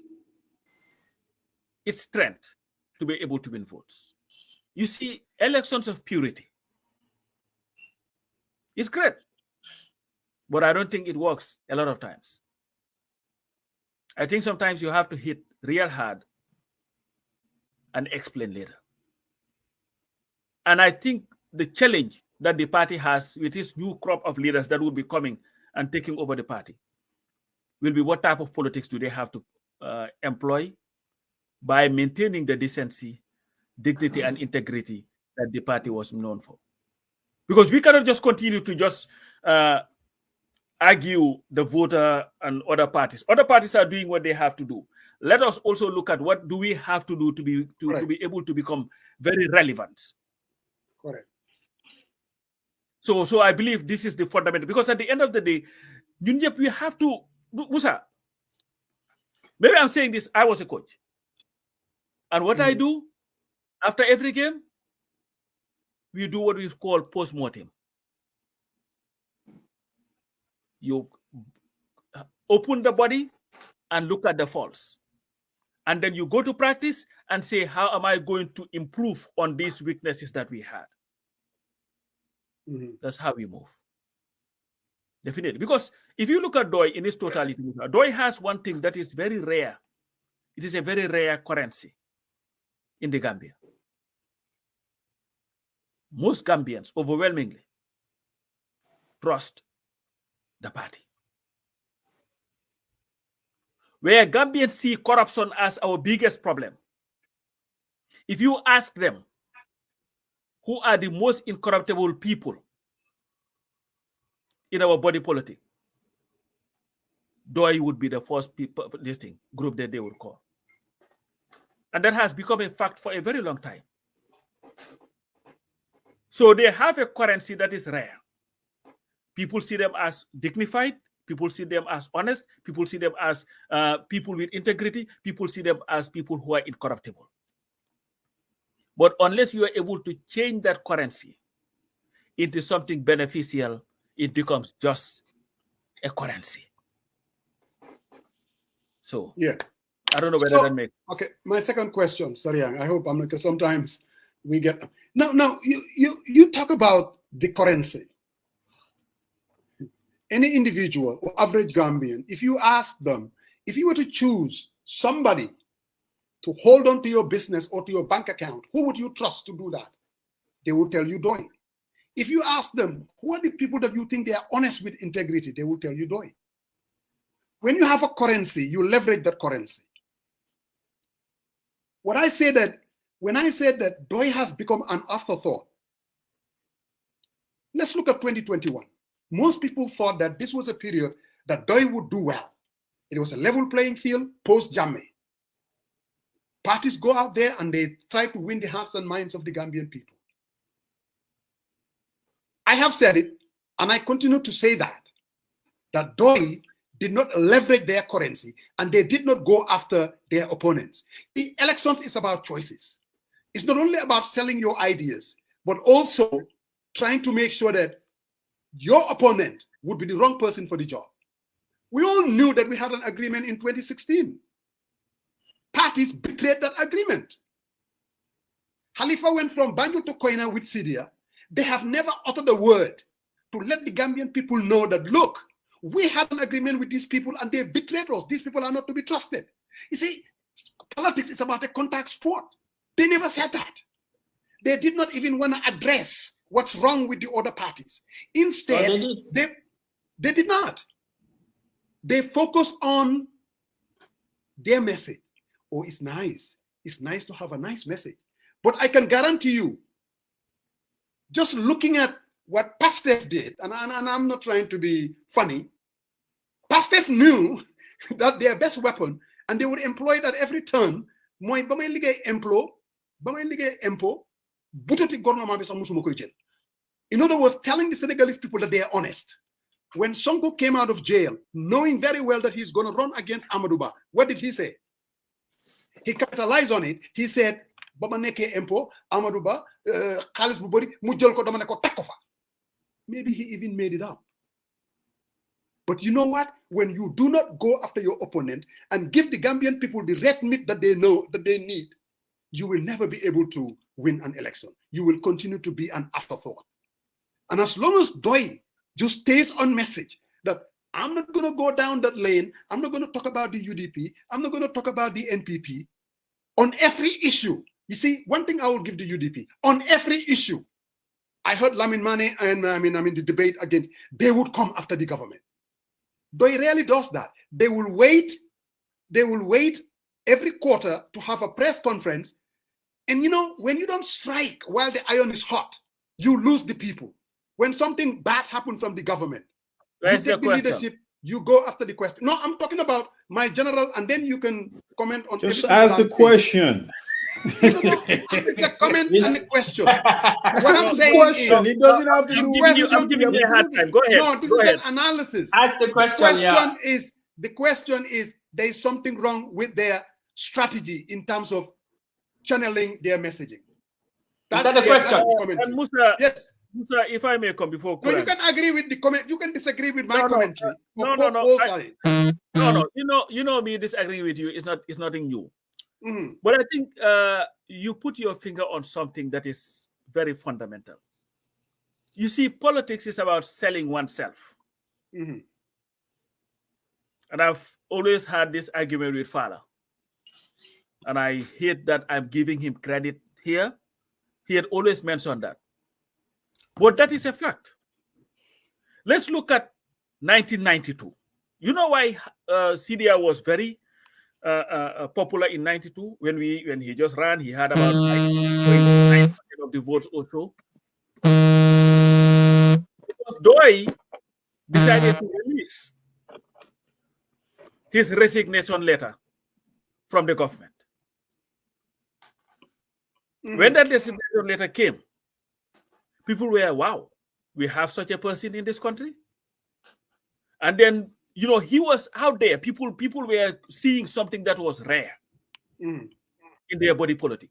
And that was why a lot of these young people gravitated towards the party. Let's look at, let's say, Khalifa, the missed opportunities that you're talking about.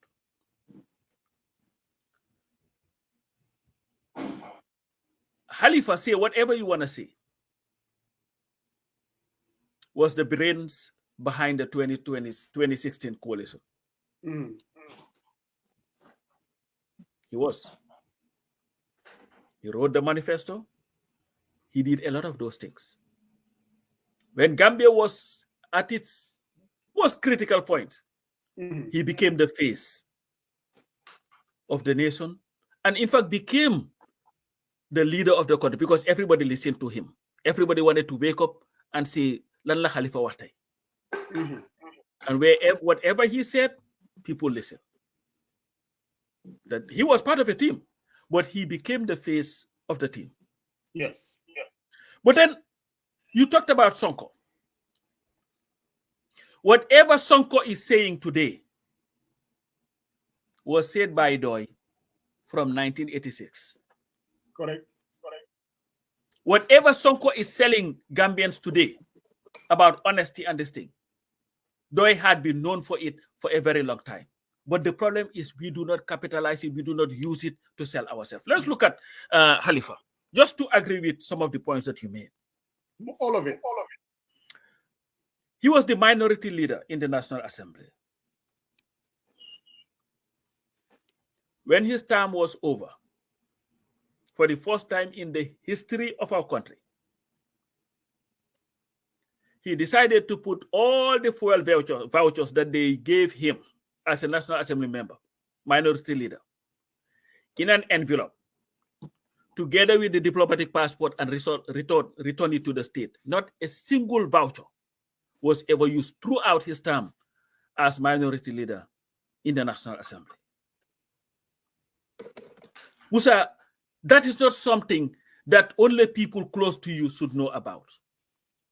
Because at the end of the day, if there is one thing that ails the people in that country, is the rampant corruption that continues to hamper our people and the extravagant lifestyles, to borrow from Jammeh, of people who are running for office. So I believe that a lot more needs to be done to sell, because you see, when you do politics, you don't have to be humble. You don't have to be as crazy as Trump, but you do not have to be humble. He wins in votes, though. But because if you look at here, that's why in the West, before you run for office, what do? You write a book about your life. Talk about yourself, what you have done, so that at least people will look at it and say, "Oh my God, this is the guy." You know why Obama was very attractive? His books. You read it, you were like, wow. And look at what was in those books. I used drugs. I had done this, but this is my story. This is what I did, and this and this and this and that. So people were able to be captivated by that. And I believe Doi has a story that needs to be told, not by me, but by the leadership everywhere they go, so that people will listen to it and say, you know what? You know what, Musa? The Imam Abdullah Jobs of the world used to invite Khalifa Saleh to their bedroom to talk about the state of the country, to ask for ideas and advices. A lot of people. But you see, when you're a politician, these are things that you cannot just keep and say, I will let other people to talk about it. Politics is about selling an idea. But they do that though. They do sell their ideas. But you don't only sell your idea. You have to sell. You see, ideas. If Sonko was just selling his solution, exactly, we would not have what we have. And before there was Sonko, you see, whatever they said of Sonko, Halifa and them have it 1 billion times. In terms of honesty, demonstrative honesty, dignity, integrity, and in fact, content. I don't think there is one person who is more content than Halifa Sallah. I've never seen any in my life. So why did it work with them and it doesn't work with DOI? I think that is the $1 million question. Because they choose to sell who they are to the people. People just go jaharang. And not sit there and just, I'm just going to be humble about it. And I think the next leadership of DOI, whoever, whether it's they also go after what's wrong with the alternative, because the Sonkos did not only talk about their messaging and the projet. Most Senegalese, I tell you, they just talk about projet, but what that means is this guy is honest and these guys are dishonest. And Sonko never shied away to point out that, look, Nyom Halifa and Nyom Maki and the status quo, they've been robbing us blind. They were able to convince them. It's not only to talk about what your message is or you're honest, but that the other guy is dishonest. But that's the thing. Your politics is a contact sport. Yes. You cannot. You see, if there is one thing, Musa, that sometimes wants to get me to get into very, very active in DOI, and if I could be anything other than that, I want to be the spokesperson of the party. So that when it comes to attacking, I will attack whoever is in our way. Because at the end of the day, we cannot just play it nice. At the end of it's not war, but it's a contact sport. If somebody does something wrong, you tell them that they're wrong. You tell the people why the UDP's 5-point agenda is not the solution to our problem. You tell them why SFL's menu is not the solution to our problem. You tell them why Adama Barrow is a failure to our country, and tell them why your program is a lot more attractive and suitable to our. That's what you sell. At the end of the day, you are not fighting. You are not enemy to anybody. UDP will tell you why they are the best party. NPP will do the same. Tell the Gambian people why you are the best party. But that's my brother. Sariang, you want to go ahead? Yeah. So Alhagie, we want Alhagie to maybe jump in and comment on that. Yeah. I think I would not completely agree with your idea, Jeng, of the fact that they do not talk about the difference between them and the other opposition or the other candidates. I was on the trail for 2021 campaign, and I was, when the DOI had the 2-week tour, I was there every day, and I was also on the platform, and I have listened very well. I've had both Halifa and Sidia talking passionately about the difference between the PDOIS and what the other alternatives are. And obviously, you cannot also forget about the fact that Halifa has, volunteered to debate, and he has debated other opposition members, not all of them, but others. And when he debated them, he didn't waste any time to show the difference. Now, I'm coming to your question of why, or your comment. Every politician have a way of doing things, and yes, I would respect their way of doing things. Yeah, and I don't really necessarily think that everybody in DOI actually has the same way of doing things, right? I would agree that Coach Samba, possibly as our next PRO, I would say he's more aggressive than Sidia maybe, or maybe more aggressive than Halifa. But that is his nature. That is his strategy, right? Not necessarily they differ on principles, but his approach is different. And yes, you have to recognize that and you have to respect that. So that is why I am telling you that some of the underhand tactics that were employed by the NPP and the UDP, because when you said opponents, that's what I believe you're talking about, by the NPP and the UDP, even Biden, Joe Biden is more aggressive than us, yes, in attacking the opponents. So the underhand tactics that were employed by the NPP. I give you an example. When we were contesting for parliamentary, the NPP had their bulldozers stationed all over Nyamina that they're going to construct the roads and other places. They were in Wuli against Syria. And we saw what they did. We saw what the president did. The DOI leadership had never gone that low. So I also gave you earlier of the underhand tactics. Why I'm saying this? Because that is not going to continue, brother. Right? It will come to a time when it will be an eye for an eye. And that time you will see changes, my brother. But you have to respect that they have their way, right, of how they present. But that's not necessarily how everybody in the party, right, presents, even though we may all agree on the same principles. Yeah, but Mamadi, I mean, I get that. Different parties, different personalities. But at the end of the day, we are talking about the strategy of the party, whether offense or defense. What we are saying is, when you look at DOI, the strategy that they have employed for the past 30, 40 years, it did not work, or I would say it did not translate into electoral votes. I mean, that's just the fact. Now, you can dice it any way you want, but at the end of the day, now, you're talking about the government putting bulldozers in Nyamina and Wuli underhanded. Oh, no, they do what they have to do. They're leveraging. Let DOI also leverage of what they are good at. They could say, look, this guy is dishonest. The NPP leader signed, there was a document that he signed on the dotted line in Gorta Batam, and they did not do that. How can you guys trust them? You see, they play underhandedness. You go low, my friend, and you're not lying. You're not making things up. You're just making the facts. I mean, no. That's all we are saying.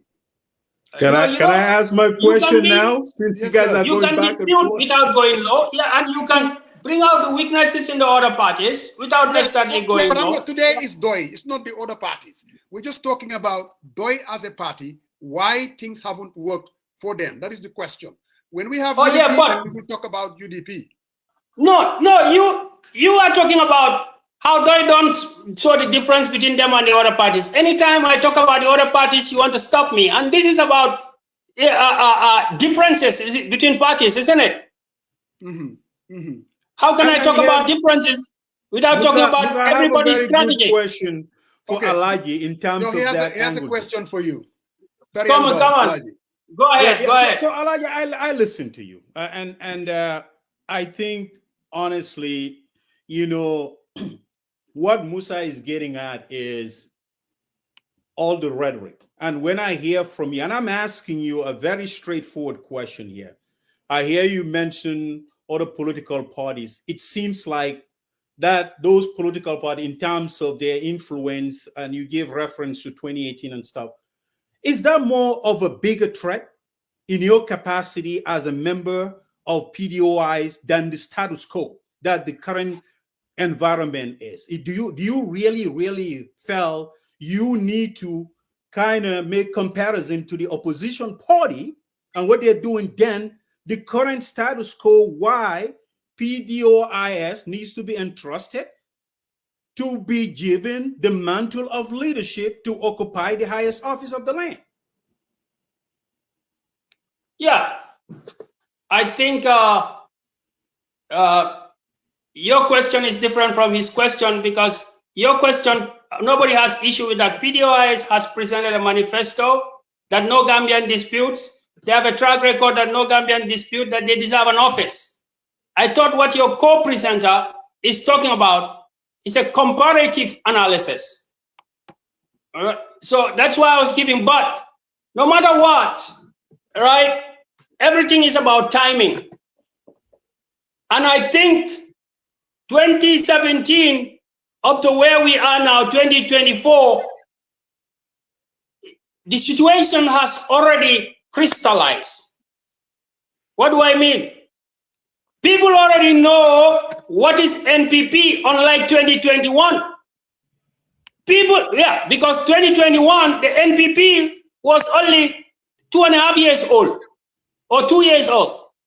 People have already, the situation about what the NPP can do and what the UDP can do when they're in government is or has already crystallized, in the sense that, I mean that it is Fumnekani, Lerna, Nyom, Sen Jar Jar, Fundon Jar, Lalang Def, Luba, ak Lalang Def, Luba Hood, Fumnekani, Lerna. So now we have a weapon. Because we know they were there. We know that they all have a hand in what was going on. Let them talk about what is wrong with DOI. And they have to, coming to 2026, they have to leave us to tell the people why these people who had their hands in government cannot be trusted anymore, that in fact they are 6 and 9. I think DOI has only one message, and that's the message. Because, why I say only one message? DOI manifesto is already clear. DOI concept of putting the resources of the people in the hands of the people to be run by the people, for the people, is already clear. What is not clear, like your co-presenter is saying, what we need to tell people is that there is no difference between how the NPP is ruling and how the UDP will rule. There is clear evidence. Both parties have the same approach to transparency and accountability. What is the difference? So I tell you, we have weapons now. Why? More than in 2021, because in 2021, Feka Lerut, people didn't actually know what happened in that 5 years. Now we know. Undisputed evidences have come out to show the weaknesses of the UDP that were very instrumental in the National Development Plan and how they conducted themselves in going about the National Development Plan. We are very clear now of what the NPP can do and what they cannot do. Fogna lolu mota aduna bi yep d'accord ne 10 years doyna pour nga xam nit ki fum tollu. Right, so the strategy will be different. Okay. I am telling you. Thank you. And there will be results. I wanna redirect a little bit, you know, and I wanted to redirect, you know, because I don't think you quite understand, quite answer my question, but I want to redirect. Give me a second. I want to redirect. Your party leader, Khalifa, on his press conference, he said, this party, meaning PDOIS, I don't know how many times we've told you, the people, meaning the voters, we make it clear, we will make it a priority. We will make it a priority that you know all the natural resources that this great country has. And we will ensure, this is his words, it's not my words, that natural resources go back to the people to eradicate poverty. And he emphasized, he says, poverty can be eradicated. That's what Mr. Salah said. Yes. And he said, thinking about rural-urban migration, urban diaspora migration to look for greener pastures. He said, I comment, the biggest threat in Gambia, he says, but the Mediterranean Sea has been a graveyard. How do we solve this, Alhagie? I want you not to go into philosophical terms. I want you to break this down. That's what we'd like to do. How do you tie this to the needs of the people, to talk to an average voter? Not going into the long range of explanation, but how do you think, no, give me a second. How do you think you can explain this to attract more voters to vote for PDOIS? I think that is the question here. Yeah, that is the question now. But that has not always been the question, because your guy was asking why we are not aggressive enough. Now you are asking another level of the question. On my question, I am asking you, it's my turn now. I want us to kind of concentrate. Forget about Musa's question. I want to redirect a little bit, because the goal here is to be interactive, right? So what I'm asking you is, your party leader, I quoted him verbatim. Now we had a problem. Now, how do we translate this in a layman time, the most simplest form that would tap into people's emotions and aspiration? That way they can change their mindset, change their heart to be attracted to this party, who absolutely, when you listen to Tahalifa, I'm telling you right now, it's democrat. I mean, this socialism brand and all that stuff can get away with that. Let's talk about tackling real issues and solving them. What do you have to say that? What is your answer to that? Yeah, I think that's very simple. You made a statement that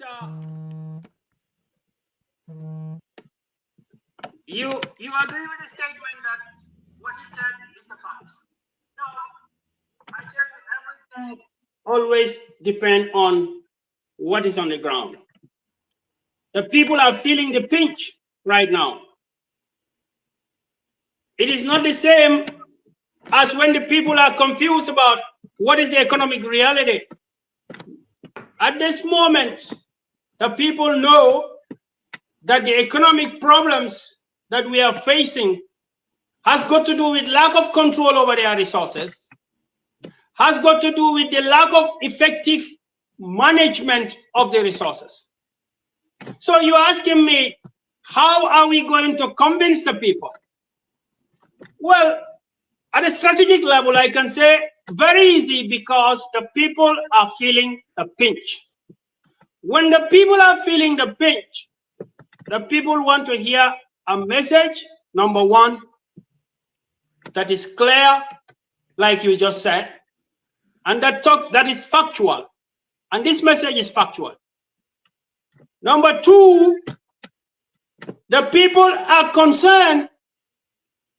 Every party has got its plans, but the people are going to watch.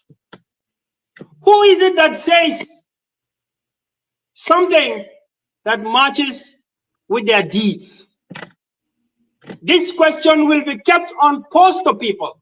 We will keep posting it to people. Every manifesto is beautiful, just like how every bride is beautiful. But which one of the manifestos that you can look at and say what they say matches with what they do? And I think this is easy. This is how we are going to convince the people. Look at what we say and see whether it matches with what we do. And look at what they say and see whether it matches with what they did since 2017.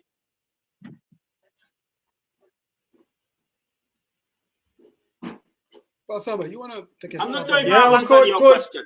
Yeah, Coach, if you want to add something to it, then Musa can go ahead. I think what Khalifa said in that press conference is very clear. It is irrefutable. Have I answered your question? I redirect. Yes, I'll have my second round to dig at it. Then I'll want Pasamba to add some meat to it. That, you know, because I was looking for specifics though. But let's Coach help out a little bit. No problem.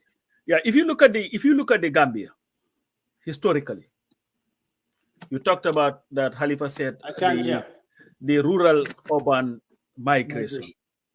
There is a reason for that, because the lack of the vast lack of opportunities for people in the provinces. And even if you look at it very carefully, most of the people who live in the provinces engage in farming.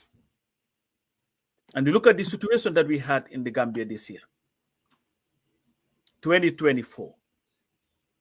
Farmers would take their crops to sell, and they'll be giving promissory notes, promising them that, you know what, yes, we will pay you, but later. So meaning that even the farming that they used to rely on cannot solve their problems anymore. And we believe in DOI, this is as a result of bad policies.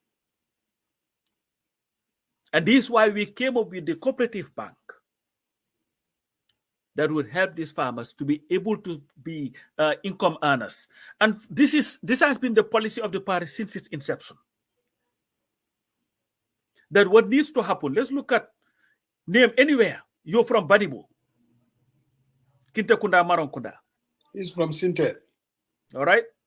If you go to Kintekunda Maronkunda today, you will find a vast amount of women who would have their gardens and they produce anything, but do not have the market or the storage facilities to be able to make something out of that. And we are saying we have to be able to provide them with opportunities so that they'll be able to do that.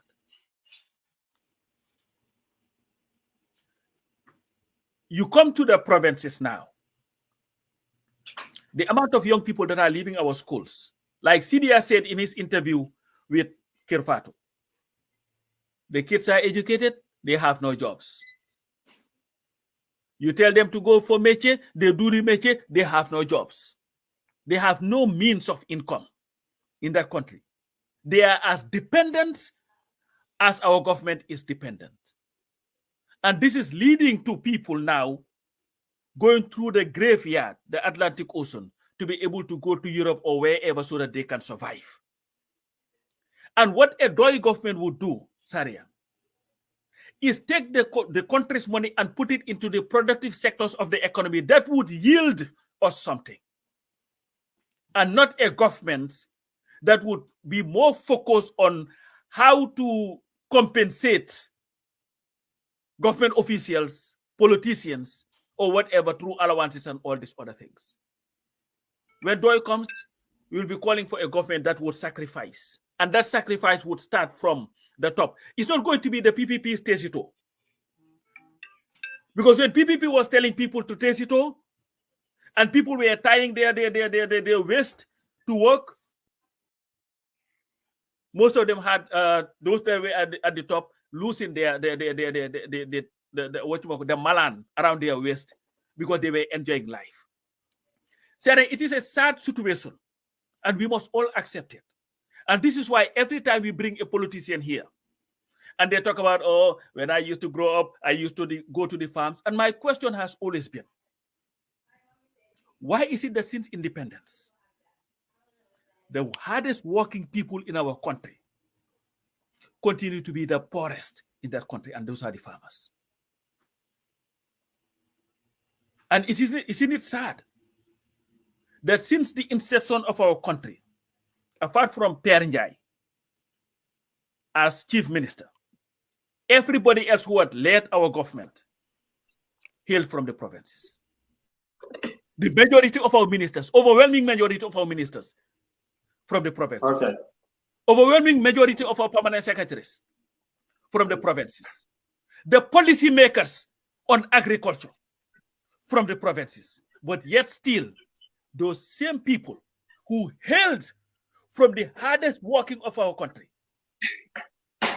continue to allow those people whose hardship in fact led to the formation of a political party, the People's Protectorate Party, later People's Progressive Party, so that at least they would see some progress in their lives. You know, the reason is greed and love for power. Just like the first question that you ask. When Halifa said, we continue to elect people who are more in love with power than they are with the people. And when a DOI government comes, you will see a government that is more in love with the people than in power.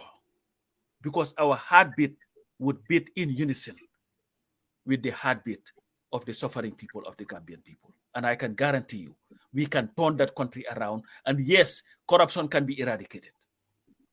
Don't buy this nonsense of corruption reduction. It has not been reduced, it has not been eradicated because they do not want it eradicated or reduced. What they want is the maintenance of the status quo. While they are telling us our people must continue to wallow in poverty, the ministers continue to live large. Employ anybody as minister and give them 2 weeks and look at them again. The belly would become bigger.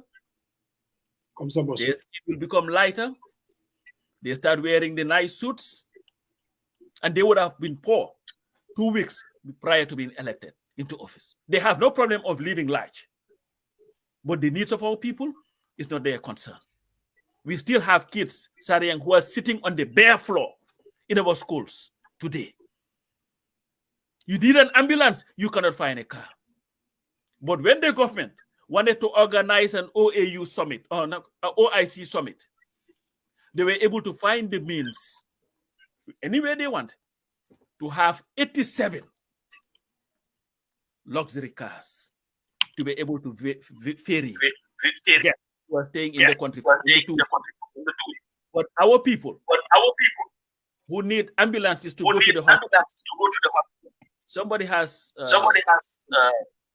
I'm hearing myself. Yeah, I can hear your echo too. Kurang, yes, sir. You are listening to your device. Can you turn your device down? I lost connection sometimes. Yeah, I think it's gone. You can hear me now?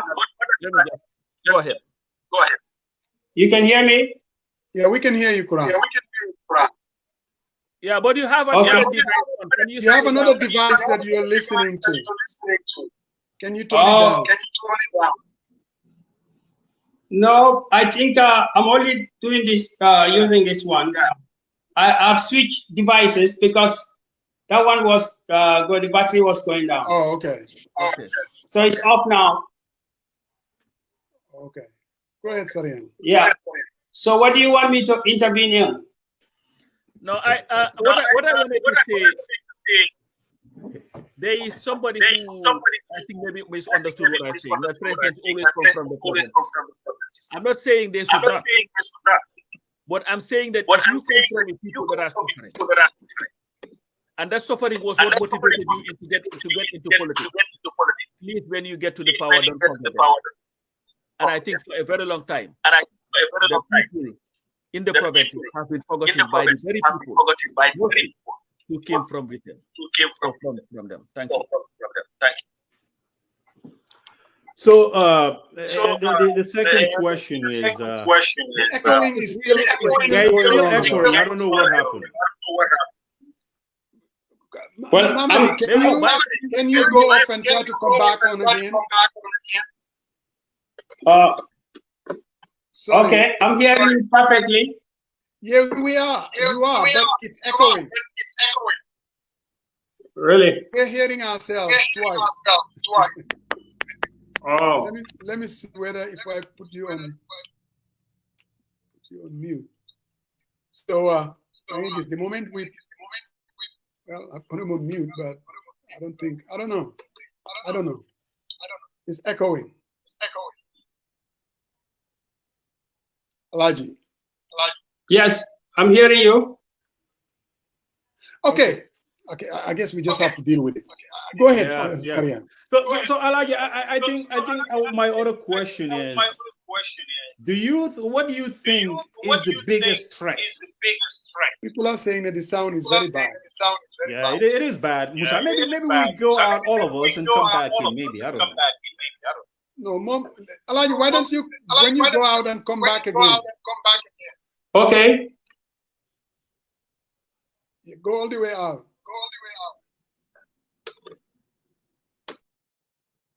Yeah. Okay, Father Mose. Mic test. How are we? I think we're good. Yeah, I think the issue is coming from Alhagie's end. Yeah. Yeah. Definitely. But I mean, good question, Sarian. Yeah, really. You know.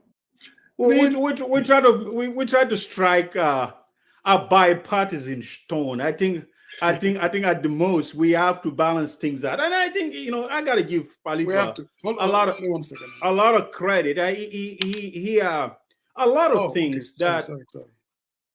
Okay. Yeah. So I think a lot of out of that press conference, and I think this socialism concept. And I think DOI just need to kind of recycle that a little bit and redefine the messaging, because socialism is in America. It's very rampant. I mean, healthcare for all. It's basic health. It's socialism. When stuff happens, social security, food stamps, all that stuff. Affordable housing, Section 8. So these are, but you have to frame this in a question whereby it's not a handout. So I think what a question that I wanted to, since Alhagie came back, then we'll have that in our final analysis. So Alhagie, what do you think is the biggest threat to our country?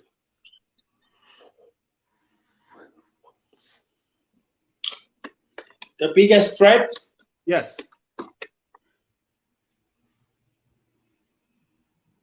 Well, I've long time always had this quotation. It comes from the Arabic culture, and because they are religious people, they like to say, a nation or a country without religion can survive if it has justice.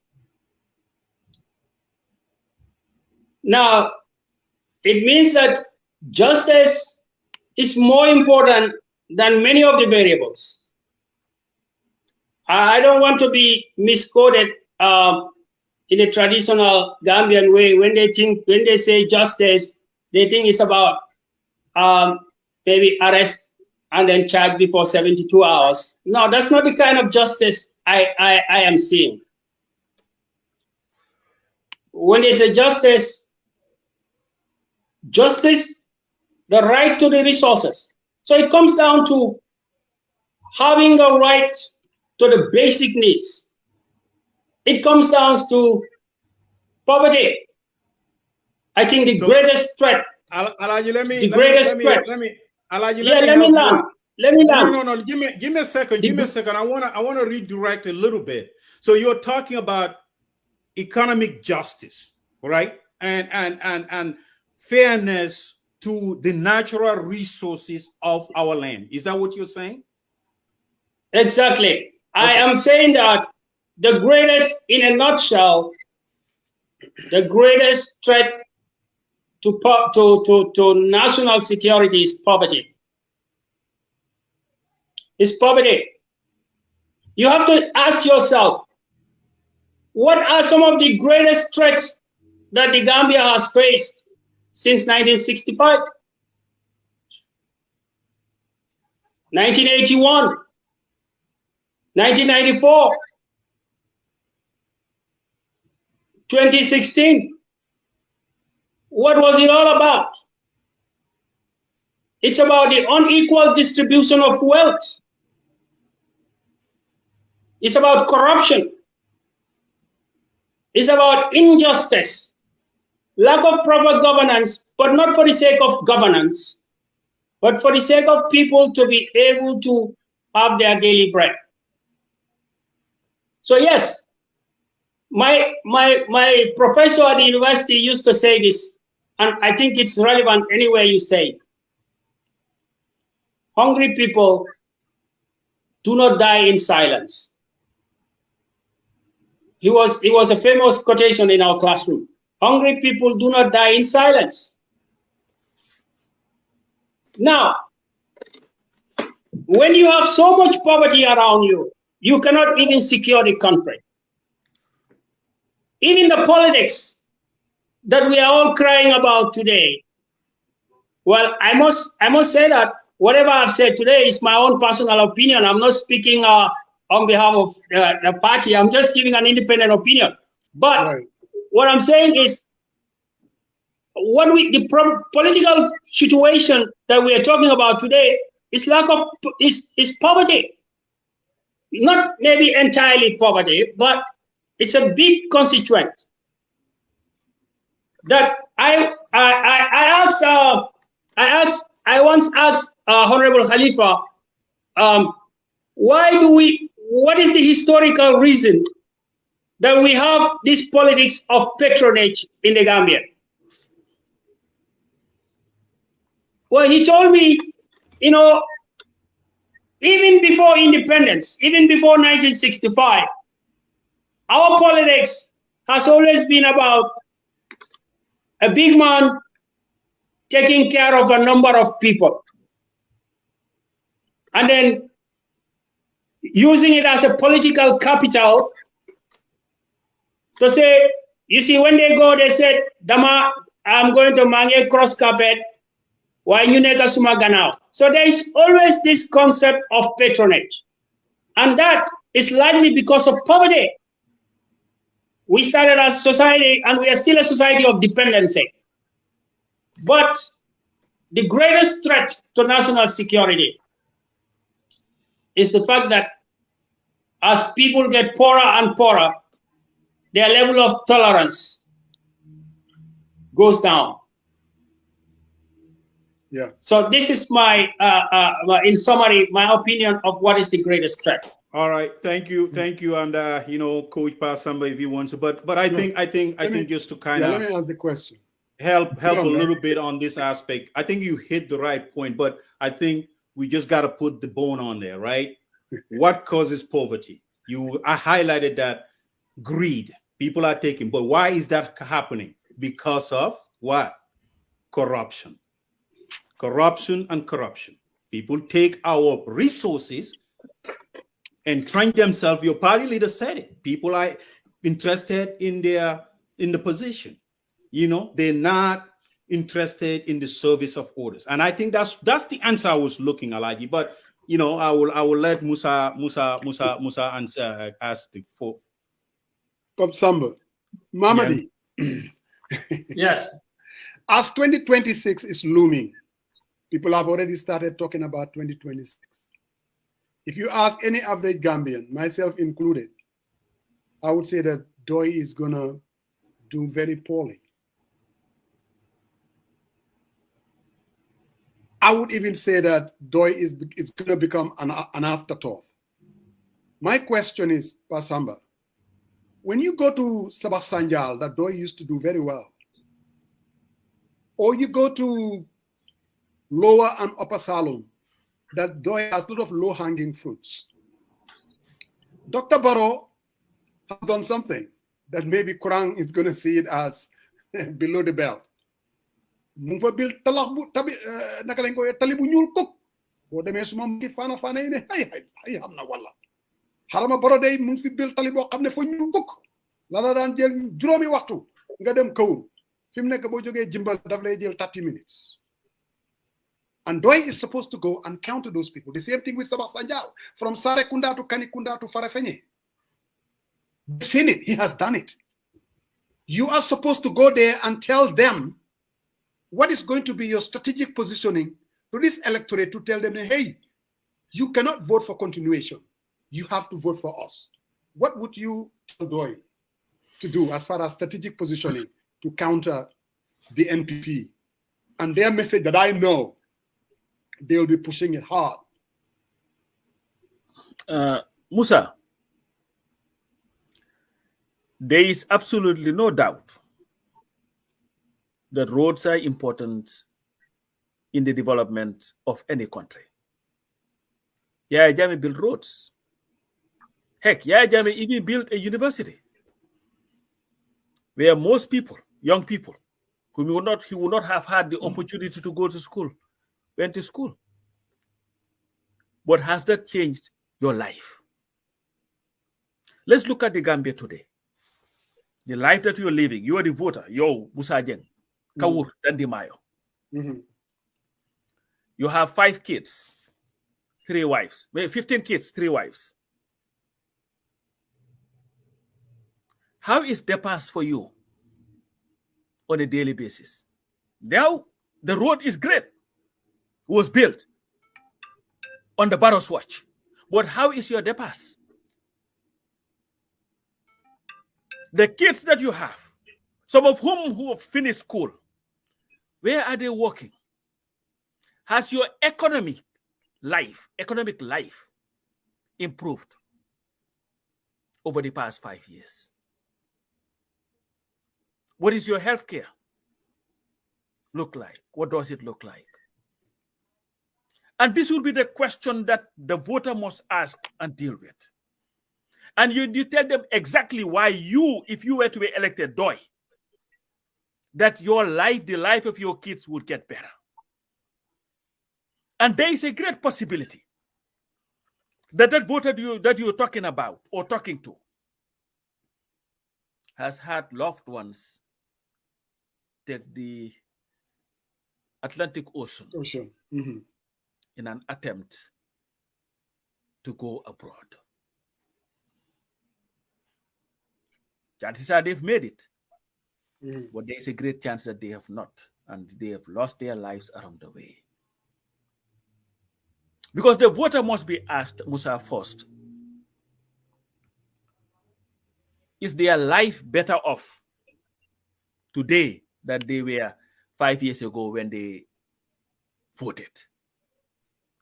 If the answer is yes, then definitely that person will be difficult to convince. But if the answer is no, which I believe the overwhelming majority of Gambians would tell you, then those people their minds can be changed. And then the focus would be, what do you have on the table to change it? We've talked about why the Gambia has not progressed for 58 years.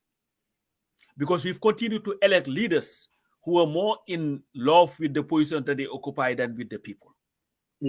People who have not come up with policies that will take people out of poverty and give them a good livelihood.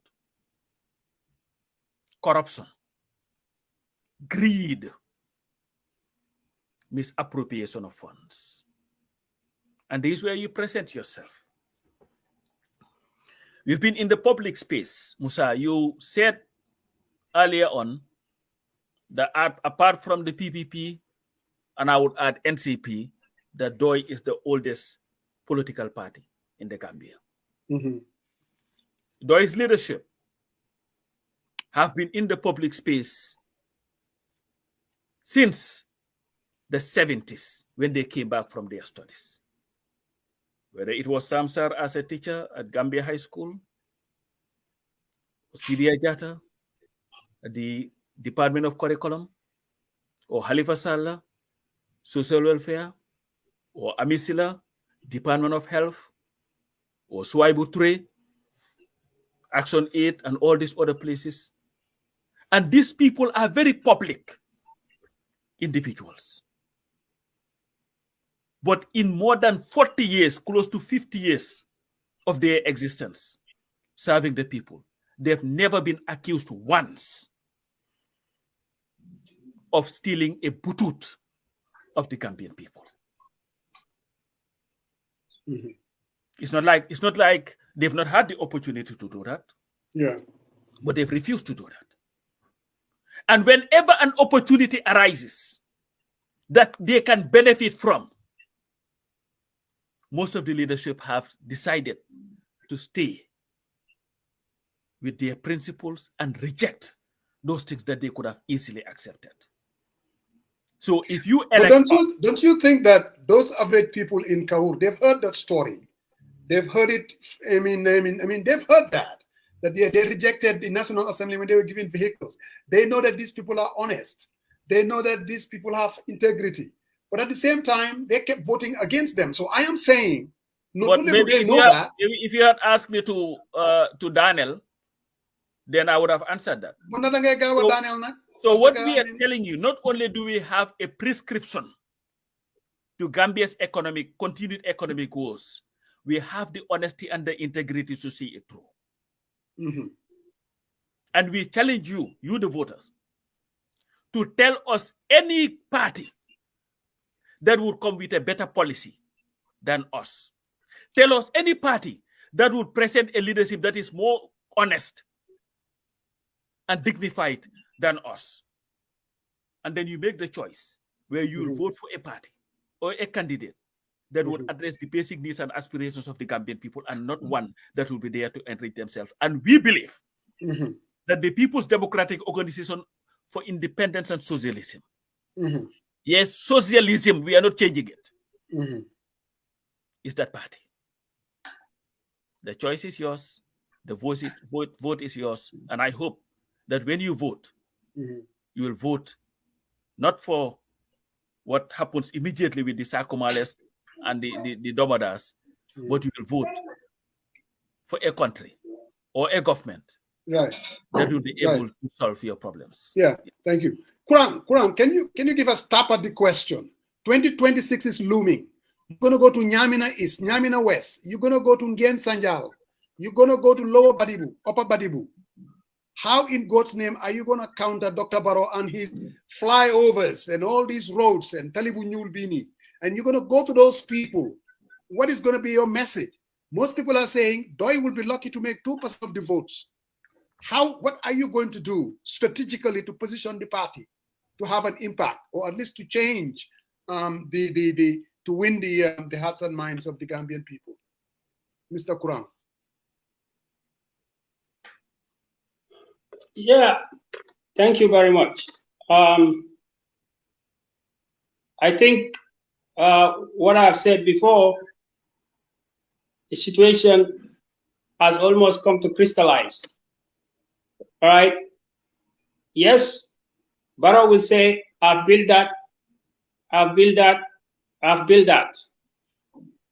But at the end of the day, in America, they ask a more simple question than you are asking. They say, has your life become better? Better off. Yeah, are you better off? Yeah, are you better off? That's a much simpler question. Now, ask the Gambian farmer in North Bank. For him, they better get to be Munfa. Are you better off? Ask them about the bag of rice. Are you better off? Are they better off? Well, what the whole country, I told you about a call I received from North Bank this morning. The answer to the question is people are worse off. So you can say I build roads, but people don't eat that. The first human need is what they eat. And in that case, they are worse off. So if people are worse off, people are saying we are not better off. Some people are crying that even Yaya Jammeh is better. Jammeh sunye on samutane. And you know the case against Barrow is very strong. Yeah. So it's very simple. People said Doi is gonna get 3%. No. I tell you, Fumne Kani, Guy Fein. Wow. People are gonna leave NPP and UDP and come to Doi because the truth is against them. There was a guy, this guy I was chatting with some time ago.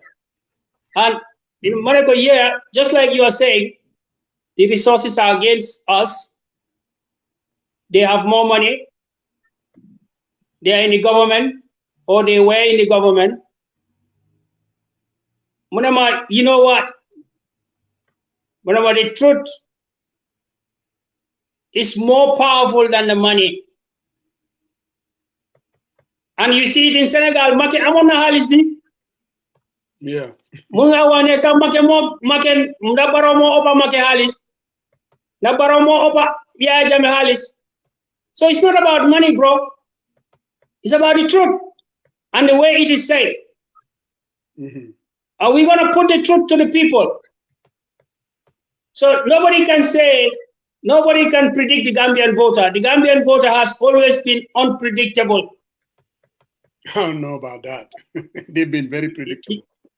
Yeah, they have been unpredictable. You ask Jame, he will tell you Gambian voters are unpredictable. Oh, yeah. You ask the UDP, they will tell you Gambian voter has been unpredictable. You ask UP, they can tell you the same thing.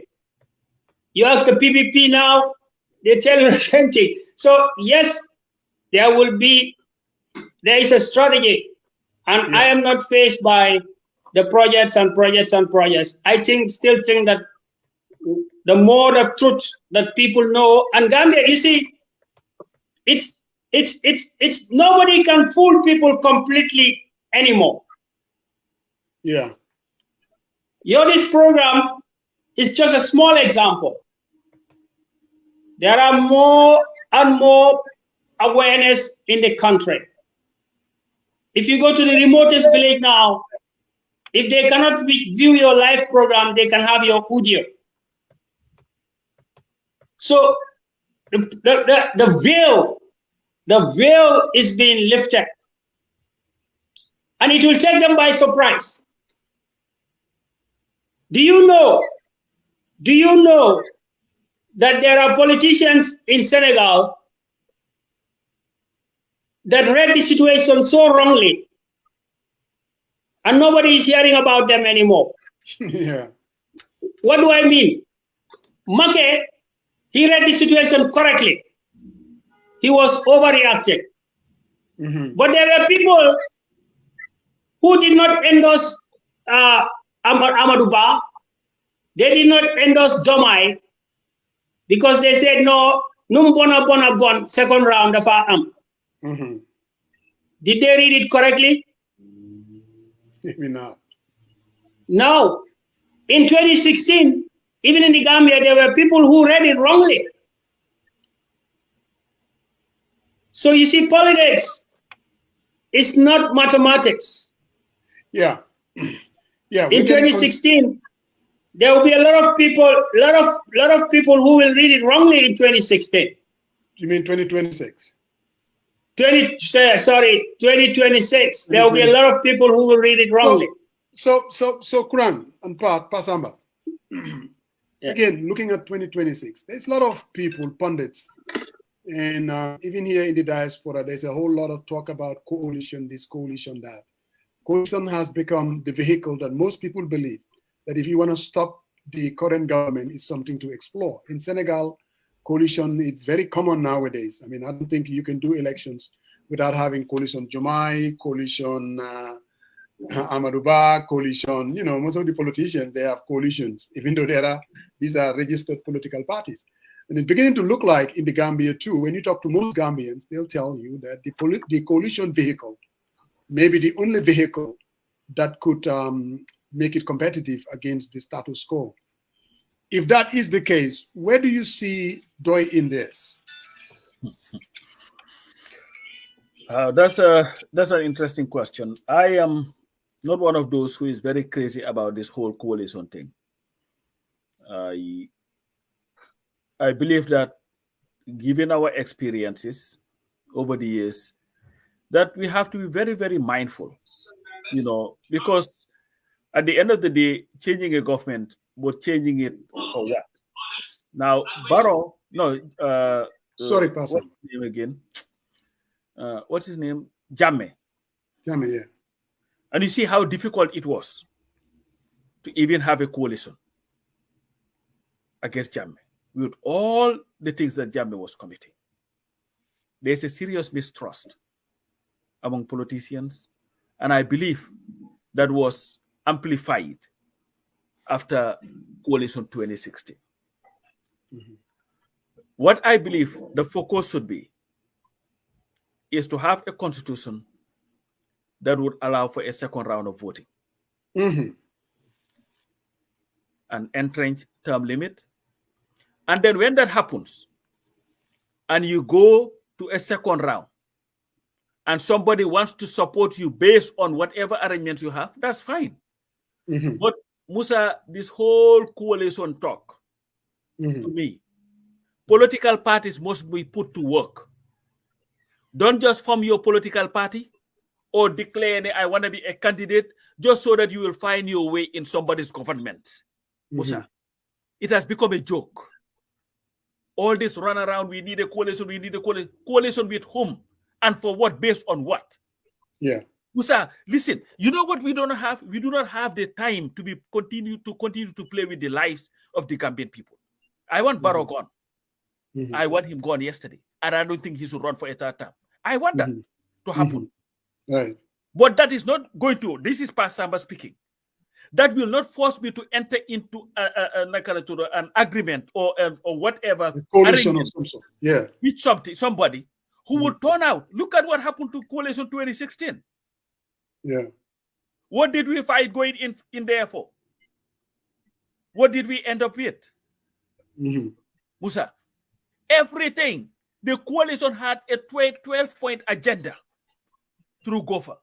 You know what from that term limit? 50+1. Yeah, the self-perpetuating was at the heart of it. Where is that? Still around. The same coalition that won the elections. In fact, forgot all about all that as soon as they became the government. The government. So I don't have a problem with coalition, and there is a history, and people must know that. DOI is not in the business of supporting any political party. We are a political party. We have our agenda, we have our program. And if we are to engage in any coalition, it will be one based on policies, a program-led coalition. DOI is not interested in regime change. DOI is instead interested in substantive system change that would, for once, give the Gambian people their chance. So I'm not discouraging anybody. This is just me talking. People can do whatever they want to do, but I don't think the Gambian people should allow themselves to be fooled into this, let's come together because we need to take this guy out. Before you know it, you're forming another coalition to take that guy out again. Let's solve our problems. Let's have a constitution that would at least give everybody. If Syrian wants to run, Musa wants to run, Kurang wants to run, everybody, let's go there and duke it out. Let the people decide. If you do not have enough people, it will be the best tool. And let those people come and tell us why you should support them. If you agree, you support them. If you don't, you sit it out. And the people will be giving them choice to vote. But look at what is happening. Barrow, how many people endorse Barrow? Where are all those political parties? They've been subsumed by the NPP. They are now pretty much technically the NPP. You have 19 political parties, but you cannot find them anywhere in the world. They are not anywhere. You cannot see them. They don't exist. They just exist in name. But they want to force you into a coalition, and then you sit and wait. While the Gambian people are suffering, they're going through all this. You don't want to talk. You don't want to do anything. But election comes, you want to come and declare yourself, I am the best independent candidate. Come and support me so that I can win. You have to get your hands dirty. Yeah. And this is why I appreciate people like Kurang, who is everywhere talking about what he believes should be the solution to our country. Don't sit in your nice corner and just be surrounded by friends telling you are the Yafi touch. You are the real deal. Let's go so that they will back you. It's a joke. Yeah, that's a hell of an answer, and I don't usually say that to you. Well, you don't have a choice. Kurang, what do you say to the question? Coalition as a vehicle to change this government. There are a lot of people talking about third rail. Here in the diaspora, we have another one. They're talking about coalition. Back home, what's his name again? Lawyer Martin is talking about a coalition as well. I mean, what is DOI's position? Maybe, or what do you think DOI's position should be as as far as coalition as a vehicle for change?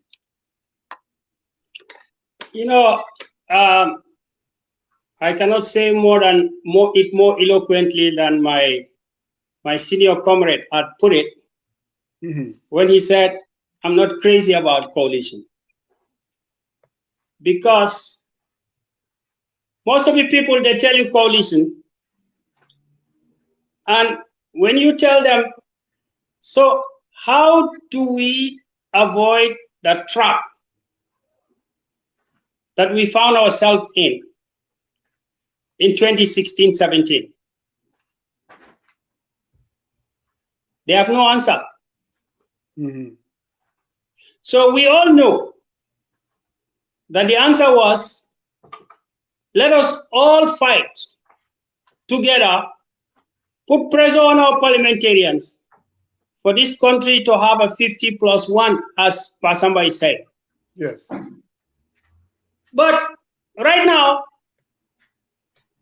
there is no MP out there or block of MPs with some substantial power that is trying to push that, knowing that it will form the most fundamental tenet of our democracy. Nobody is talking about why Solo Sanden died and we need to continue his legacy. Electoral reforms. They're just telling you this trap. They're setting this trap up for people. Let's have a coalition, because they know bolen jele kona bi rek bolen cover dinañ la wax ne wow, we are the biggest, so we must lead, or this guy is that he must lead. But everybody know you will not be, without a 50+1, you will never be able to avoid the trap that we find ourselves in 3 years Jotna. Now, that's why I said at the beginning, I said Gambia is a winner takes all part. It's a winner takes all politics. So money got the help. Gayange sola, that's winner takes all. So we most likely, if you cannot answer that question, how do we avoid the trap of 3 years Jotna? There is no scientific answer to it, because it becomes a circle. So now, what is wrong? What we have, what the dominant political players gave us since 2017 is this: simple majority. And you see, Gambians, most people don't understand simple majority. Simple majority simply means everybody is an enemy of everybody. We have to fight. Among opposition, among ruling government. Because sumala baye nga romba, mandama lose yaw da nga jël. Ninga bule ita bitala entetita. So that is what we have. Yes, nobody will say no, let's not talk coalition. I think everybody will talk. Everybody is willing to talk. I believe every reasonable person would like to talk. I don't think any human being in politics would refuse to talk. But you have to be realistic and you have to foresee what is coming. Yeah. Some people are still talking about how did Adam Barrow get elected. Even that process, apart from the 3 years Jotna, the voting system that led to the election of Adam Barrow as flag bearer, everybody knows that there is the problem. I'm not false. Yeah. So there are fundamental problems. You have made with the constitution as it is, you cannot avoid it. We're going to remain as winner takes all. So the UDP with and the NPP and all the other parties must know that when you design a system that remains winner takes all, you make coalition difficult. And when that is the case, you have to go out there, all right, and fight it out. And we are going to say that, yes, the biggest threat to society is corruption and poverty. So Kurang, corruption. I get it. I get it. Listening to both yourself and Pasamba, there's absolutely no doubt that if I hear you right, coalition for coalition's sake is not going to change the system. But also in politics, if you know that the status quo as it is not sustainable, what we have is not system change, and most likely, if we don't do anything, most people would tell you, in the absence of a coalition vehicle, Adama Barrow is going to be re-elected for another 5 years. Then the fundamental question is, we all know that maybe that's not good for the country. So why not explore another way? Yes, mistakes were made in 2016. Mistakes were made in 2021. But some people are saying, if you were to have a coalition of parties like DOI, let me rephrase the question. You mean DOI the afterthought? DOI the afterthought. Oh yes, DOI is an afterthought. Yes, DOI is an afterthought because of the way they place themselves. But I don't think you can also have a very viable coalition without DOI. So then how are they afterthought then? Because they are not. You are not that relevant. No, I'm not gonna. What I'm saying is DOI is definitely an afterthought in Gambian politics. There's no doubt about that. But also, in as much as just like Pir in Senegal, DOI is an afterthought. But young man, let me ask the question that I want to ask. Most people would say, if you want to change the present status quo, maybe there is nothing wrong with DOI and the United Democratic Party, with some of these other parties sitting down, knowing the mistake that they made in 2016, and try to rectify those mistakes in order to be able to put up a formidable challenge to the status quo. Again, pundits will tell you, in the absence of that, this guy will be re-elected. To avoid the guy to be re-elected, at least take a risk on this thing, knowing fully well that there are, of course, pitfalls and risks to be taken, but at least sit down and see how you can put it together and form a formidable challenge against the status quo. Isn't that worth to sit down and talk and risk it? Well, you see, as an afterthought, maybe you can just let the relevant ones duke it out, because you are an afterthought anyway. You are totally irrelevant in this whole thing. But just now to the point. You're just being cute. No, I'm not being cute. No, I'm cute. You don't have to worry about that. I know you're saying that. But, because the thing is, people sometimes want to have it both ways. They would call us irrelevant and afterthought. And then say, you know what? But to have a viable coalition, we'll need you in it. I don't think that person is an afterthought, of that party is an afterthought. There are parties that are an afterthought. I don't think we are one of them. But Musa, fundamentally, we've never been opposed to a coalition. We always wanted a coalition that was program-led. And if you remember, this is where we used to have our biggest difference with the UDP. Because the UDP, and I'm saying this because of, we were there from day one, organizing these meetings. In fact, that is the reason why, in fact, there is a For the People, by the People show today. Right. And you and I and Banka are in it.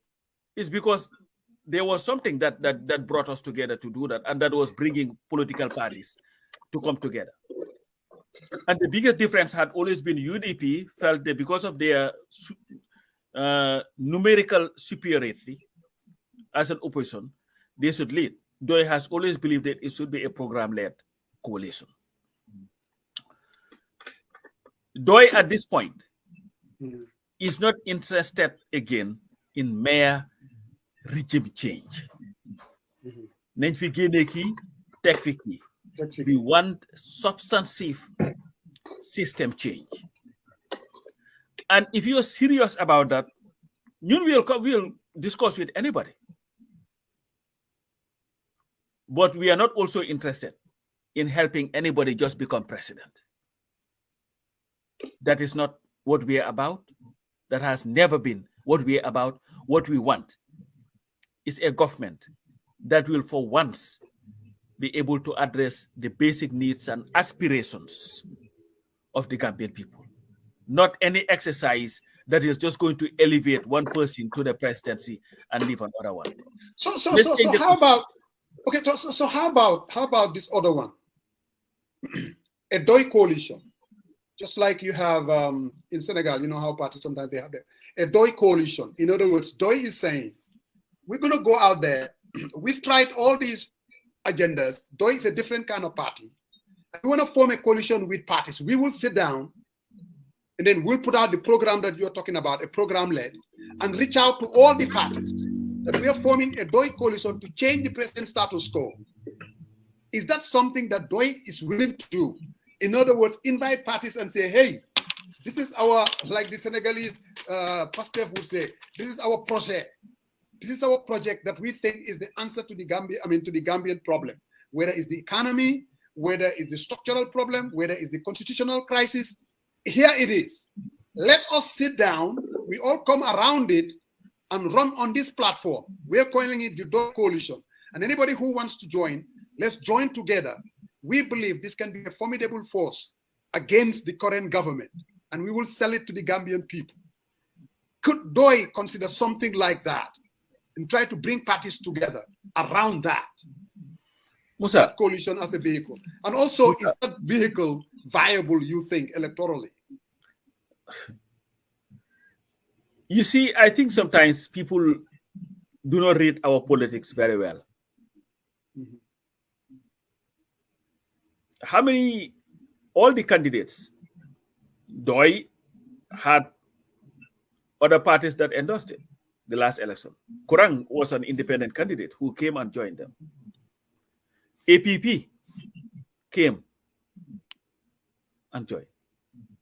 I'm going to use electoral base. I mean, why no, different. No. Just due respect to Kurang, just please let me just land. UDP, which has an electoral base, was joined by the GFA. Bibi and his name, Marisok. Isn't it? Marisok, yeah. And Marisok.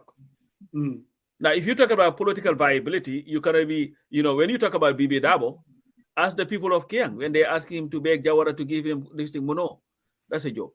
But, again, what did that yield?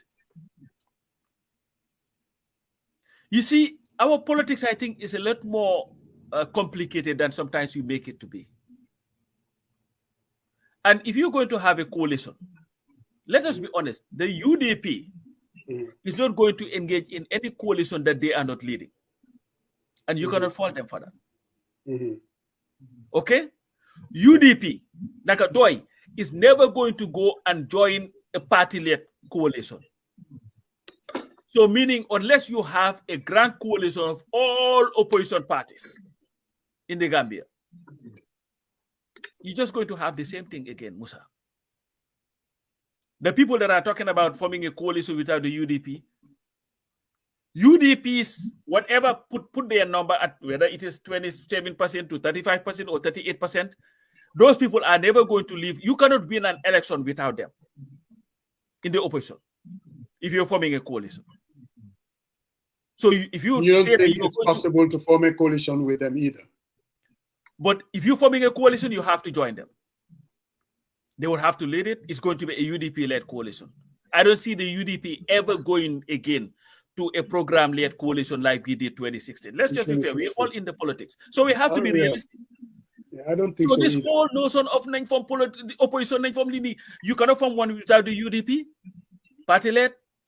and you're not going to have DOI join a party-led coalition. And it doesn't matter whether it is. And you don't. Sorry. I want what's his name to chime in too. And you don't think that DOI could form a coalition outside of NPP and UDP, and it can be formidable. In other words, let me just play the devil's advocate here again. Are you looking DOI were to come? I'm just. Are you looking for a coalition that is formidable, or a coalition that's going to win? Well, I mean, because formidable would lead to winning. I mean, if you're not viable, then obviously you have. You are the political strategist, Finny. That's what I'm saying.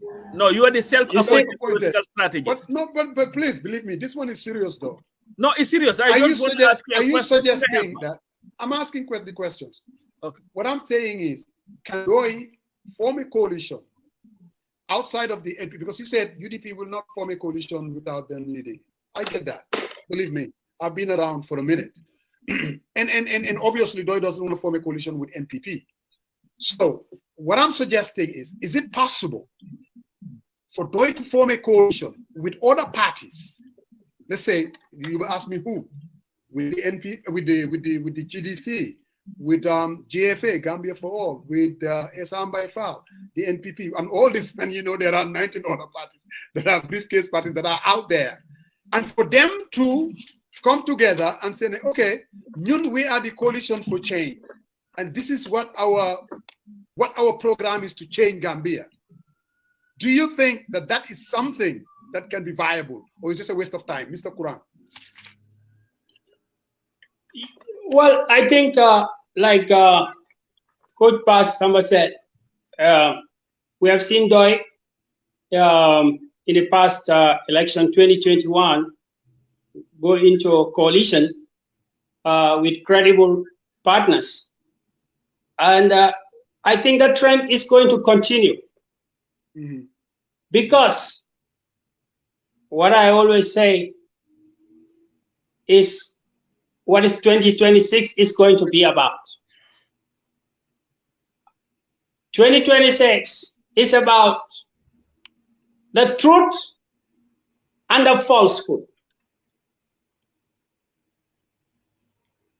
2026 is going to be about, do we want systems change or we want regime change? And this is what we're going to tell people, and this is what people want to listen right now. If we remove Adama and replace it by somebody else just for the sake of replacing it, let's say the UDP, there will be no change in the country. There are 6 and 9.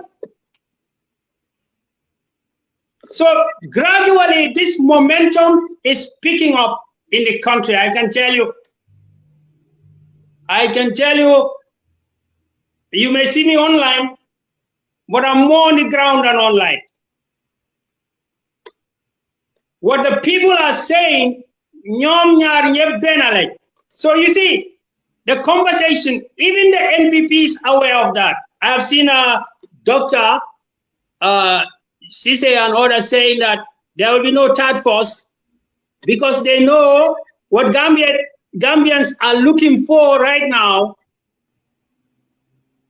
is a third force. Why?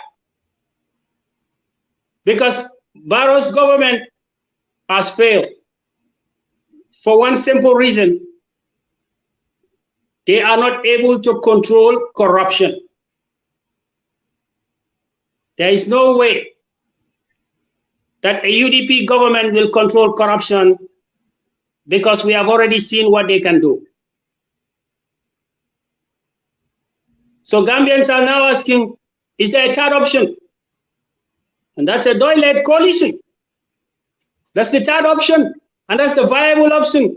And that is the option that will bring systems change. So take my word to the bank. So if I hear you right, the question that I asked, you think a DOI-led coalition can be a viable option or can be a formidable? DOI-led coalition is the only viable coalition to bring systems change. Mm-hmm. And that is what every Gambian listening to this program today must take note of. Corruption cannot be eliminated by UDP or NPP. We have seen what they can do with corruption. They have the same principles. Winner takes all. Rajasa Kanam. A DOI-led coalition based on sound principles of governance is the only third option that is left, and that's what Gambians are asking for. Take my word to the bank. That's going to be the talk. That's going to be the issue. That's going towards 2026. It may sound very remote to you now, but so long as the man in Farafenye, in Jabakunda, in Baribu Salikenye, Yalonde ko nyimmo fulolu nyimpati fulolu ibekile yomnya benale. They cannot, you will never have systems change. So the only option that is left is DOI-led coalition. Simple and straightforward, bro. I hear you, brother Sarian. So we're getting we're kind of getting close to it's almost. So people have to go and play soccer, you know. Yeah. Okay. So thank you. You can have the last question. Yeah. No problem. Thank you, Alhagie, and for that comparison. And I wanted to extend to you that because of your inferences that MPP and UDP is 6 and 9, Saikou Camara wants to organize a debate between you and him on this platform, a date chosen by you to come on, okay? That's what he wants me to extend to you, that he wants to have a debate because he thinks he totally disagree with your take in terms of what you are putting your pronouncement on this platform. So if you're ready, reach out to our boss, Musa Jeng, and he will organize one. Then you guys both can come in and get at it. Duke it out. Who is all right. So my question to you, Alhagie, you make, and I don't want to sound this to be between the PDOIS and UDP, but I have to seek clarification from you. Obviously, you've been with the commissions, and you've seen the 2016 all the way down. I think I'm taking a little aback when you say UDP is the same. Uno, same with MPP. Knowing the people who are in UDP and knowing Halifa Sallah, I think your party leader will not agree with you on this inference. But can you articulate in a more specific term that you can point in terms of fighting corruption, in terms of up to today, because they departed 2017. Still now, MPP is the government, President Barrow is the president. So how can you justifiably say that these two parties are the same? They are absolutely no difference whatsoever. Well, before I go further, what Honorable Halifa will say, that's the party opinion. That's the official opinion. So whatever he says, what I would say and what I've been saying is my personal opinion. Is that clear? Okay, that's fine, but I'm asking you a question. So now, your question. Very simple examples. You understand? 2 weeks ago, there was an article by investigative journalist Swandi Dabo. That article summarizes to you the attitude of the NPP and the attitude of the UDP in fighting corruption and transparency. What was it? Because you mentioned the commission, this is not something about the commission, but everything is relevant in politics. Now he said, the planes that Yaya Jammeh left behind were about 5 or 6. The commission was tasked to investigate. While the commission was investigating, the government was doing other things. When the commission recommendations came out, they specified that these items should be disposed. Suwandi Dabo, as a UDP finance minister, Sane, why that was the case? That under his ministry, while he was there, planes were being sold that were being investigated. 2 planes were sold while Sane was still in office. Another 3 planes or so were sold when Mambure came. Well, I don't know whether you would classify Mambure as an NPP minister or as a coalition minister. I'm not sure about that. I left the listeners to do that. So, in summary, that was just an example. But I can tell you that the same example is what applied to the luxury vehicles. So, where is the footprint of the UDP in government in terms of taking care of the resources of the country? Are you asking me a question? Are you asking me a question, or you answering my question? No, I am asking a rhetorical question in order to respond to your question. Okay. It's a rhetorical question. So what I am trying to tell you is that, what is the attitude? Do you see them online? Anytime you mention somebody who belongs to their party and associate him with some corrupt deals, they have nothing to do just to personal attack you. So they are not interested in transparency and corruption. Now tell me, the OIC, today it ended. It was managed by people from the UDP for a good 2 years. Now, if you put in a UDP government in 2026, do you believe that they will investigate themselves on those activities which happened under their watch, under their execution? I can go on and on and on and on, but that is for another day. So what I am telling you in summary, the UDP, you only talk about corruption after they left the government. When they were in the government, they did not raise a single voice against corruption because they were part of it. Nobody in this country, right, will come before me and give me material evidence on evidence or example of an example of how they fight corruption that is different from what Adam Barrow is doing. So when I say they are 6 and 9, when I say they are 6 and 9, I am telling the Gambian people, be careful, because if you want regime change, go to UDP.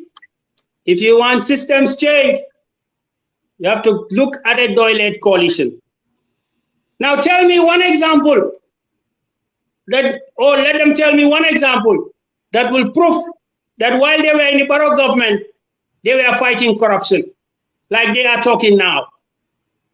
While they were in the OIC, or while they were in charge of Jammeh's assets, I can give you some examples, which as Judge did.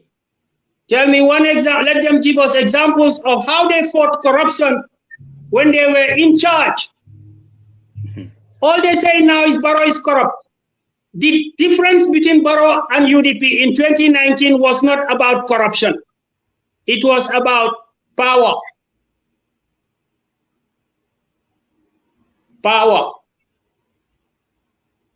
rocca sa kanam mooy woon affaire bi. As you are speaking, as you're speaking, man, I got a lot of text message, but I want to refute your allegations on this platform. But I'm asking you, are you ready to debate Mr. Saikou Camara on this platform at a date chosen by you and Saikou? Agree. Who is he? Who is he? Oh, he's a passionate UDP supporter, and he vehemently disagrees. But I'm still waiting. Mental is under preparation. No. I learned that he's still preparing. Now my question is because how can I be debating the whole party? Okay, no problem. I will take that on board. But do you agree to debate with Saikou? Bring Alma Metal. When me and Alma Metal were going to school, Saikou was still in nursery. Bring Alma Metal. No. Okay, sounds good, Musa. Musa, I really don't think that's the question, though. I think he wants to debate you, and that's okay. I said I cannot just be here ping-ponging, debating every supporter. You understand what I mean? I'm interested in the cream. I think this is cream of the party. The cream of the party. So I guess he's saying he wants to debate somebody important in a higher rank, not just the supporter. No. He didn't say that. He really didn't say. He said his preference is Almame Fundintal. But if you ask Almame Fundintal said, no, I don't want to give any relevance to Kurang because Kurang is nobody in PDOIS. So I will let him debate with the guy. So it goes both ways, right? So what I'm asking is, since you want to debate Menten didn't work out, are you willing to debate Saikou Camara because he wants to debate you? Oh, he just left. I think that is Musa. No? Musa, there was something I wanted to correct you on. Clarify. Correct me? Yes, because earlier you had mentioned about the OIC meeting that there were a lot of BS, false information about the planes being parked in Senegal. And this came not from individuals, it came from the OIC itself. The chief executive officer told the media that because of lack of adequate parking space at Banjul International Airport, some aircrafts belonging to high-profile delegates attending the summit would be parked at the old Yoff Airport in Dakar. Okay. So that's not something that people made up. Now, that was the plan. But it so happened that not the amount of leaders that they were expecting did not come. But if those leaders were all to be there, then definitely they would have used that guy text them logo to be the mafia. Okay, I got it. No. I just wanted to listen because the OIC has come and tried to go, but they said right. So, but anyway. So maybe this is how you. Yeah, but anyway. No. I saw somebody. Dude. We know the fingerprints, it is what it is. Actually, can send because I saw Natamas did a post. I read it. If you go to Natamas page, it's there. Then I decided to go to Standard again to see the thing. No, honestly. Okay. No. You see here, this is Nata's post. That's why I'm reading it. Deganala. So, man, I don't know people texting me. Right. I don't see them. But anyway, it was a good one. And we want to thank Mr. Kurang. We want to thank Suleiman. We want to thank Keksane. No doubt. It was you're not going to thank me. I mean, I'm gonna thank. I think one thing I got to tell you. I think Coach did a hell of a job today. I think you speak for Doi very well. I think so too. Absolutely, no doubt about that. I know the party.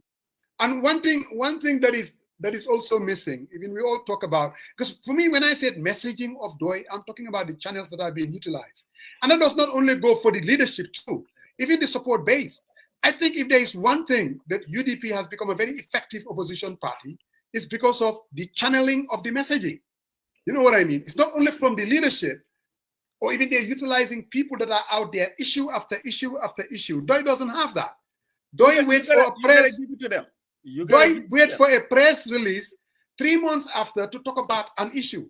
For the United Democratic Party, when an issue comes up, Lamin Mane is out there talking about it.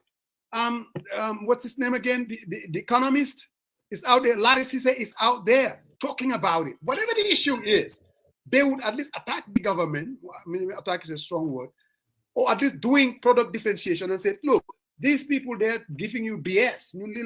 DOI is not doing that. But you know what question I have, though? Moi, I don't know whether you've noted the conspicuous absence of Almami Tal in the public space, because Almami used to be the spokesperson of the UDP, the go-to guy. But for some reason, even though he is still, Almami is still the spokesperson of the UDP. It looks like. But man, I do believe though, when you're talking about the policies themselves, I mean, these people have become much more effective. Yes. You know, let's say Lamin Mane, for instance, when he goes out there, I mean, you're talking about, he knows what he's talking about. And I'm not saying Almami doesn't. I'm just saying that maybe this is just a shift in strategy.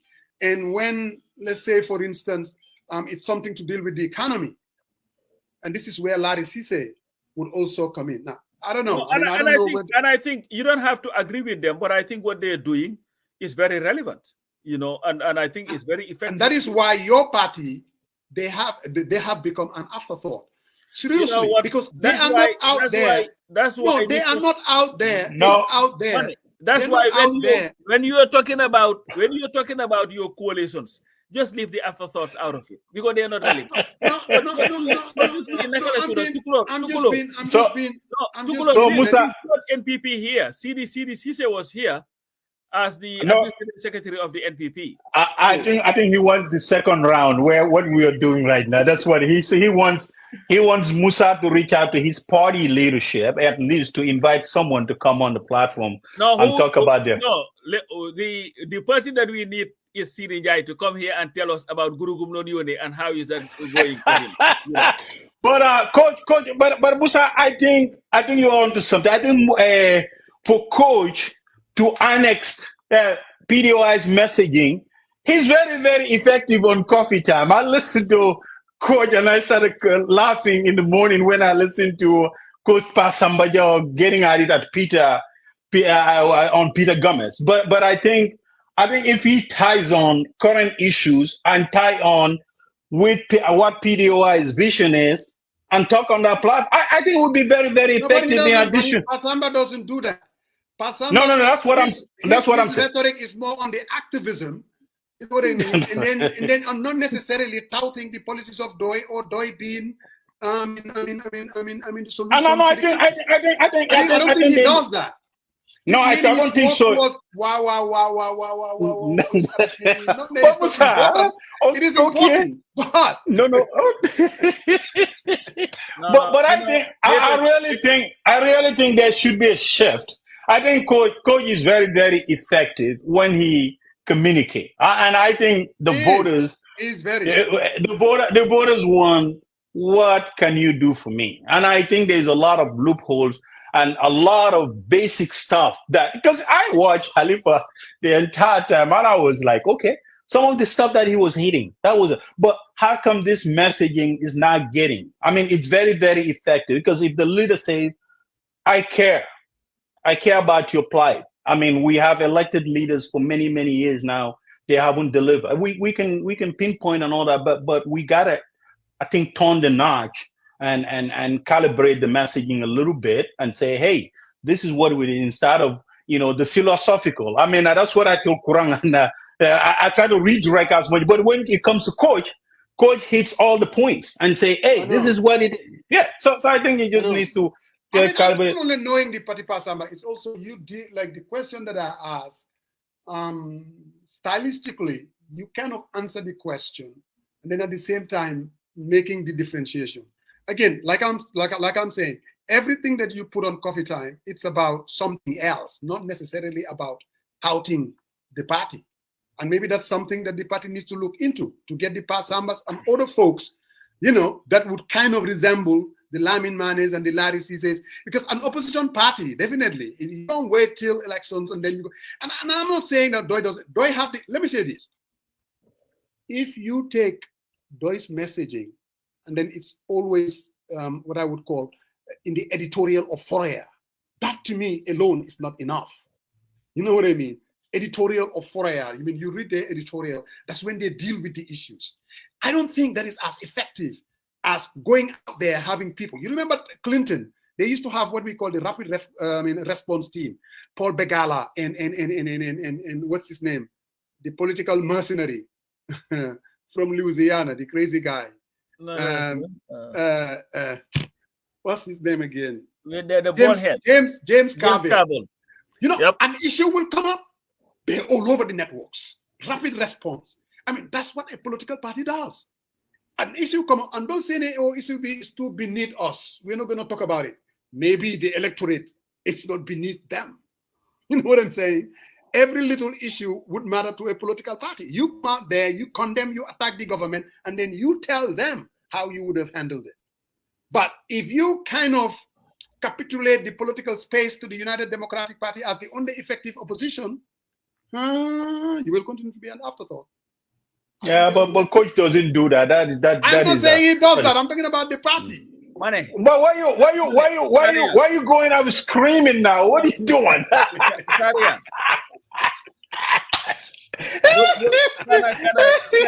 Stop screaming, Musaje. Keep screaming.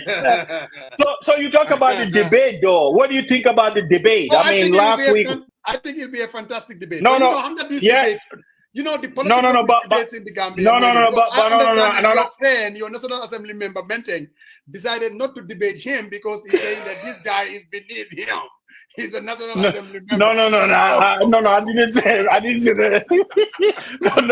I didn't say it. But I said he said he wants Funding Tal. I said, well, you know, maybe Funding Tal will turn down your thing. So, but here's the thing. I know I was talking about the debate between Silla and Mane on Coffee Time. I mean, we had that passionate debate on both sides. That was a good debate. And what is your take? Because I think a lot of people were talking about it, and it's okay to kind of, because today I think for the most part, you've been very, very fair and independent so far. So I would see what. Well, I mean, for me, I was definitely looking forward to it.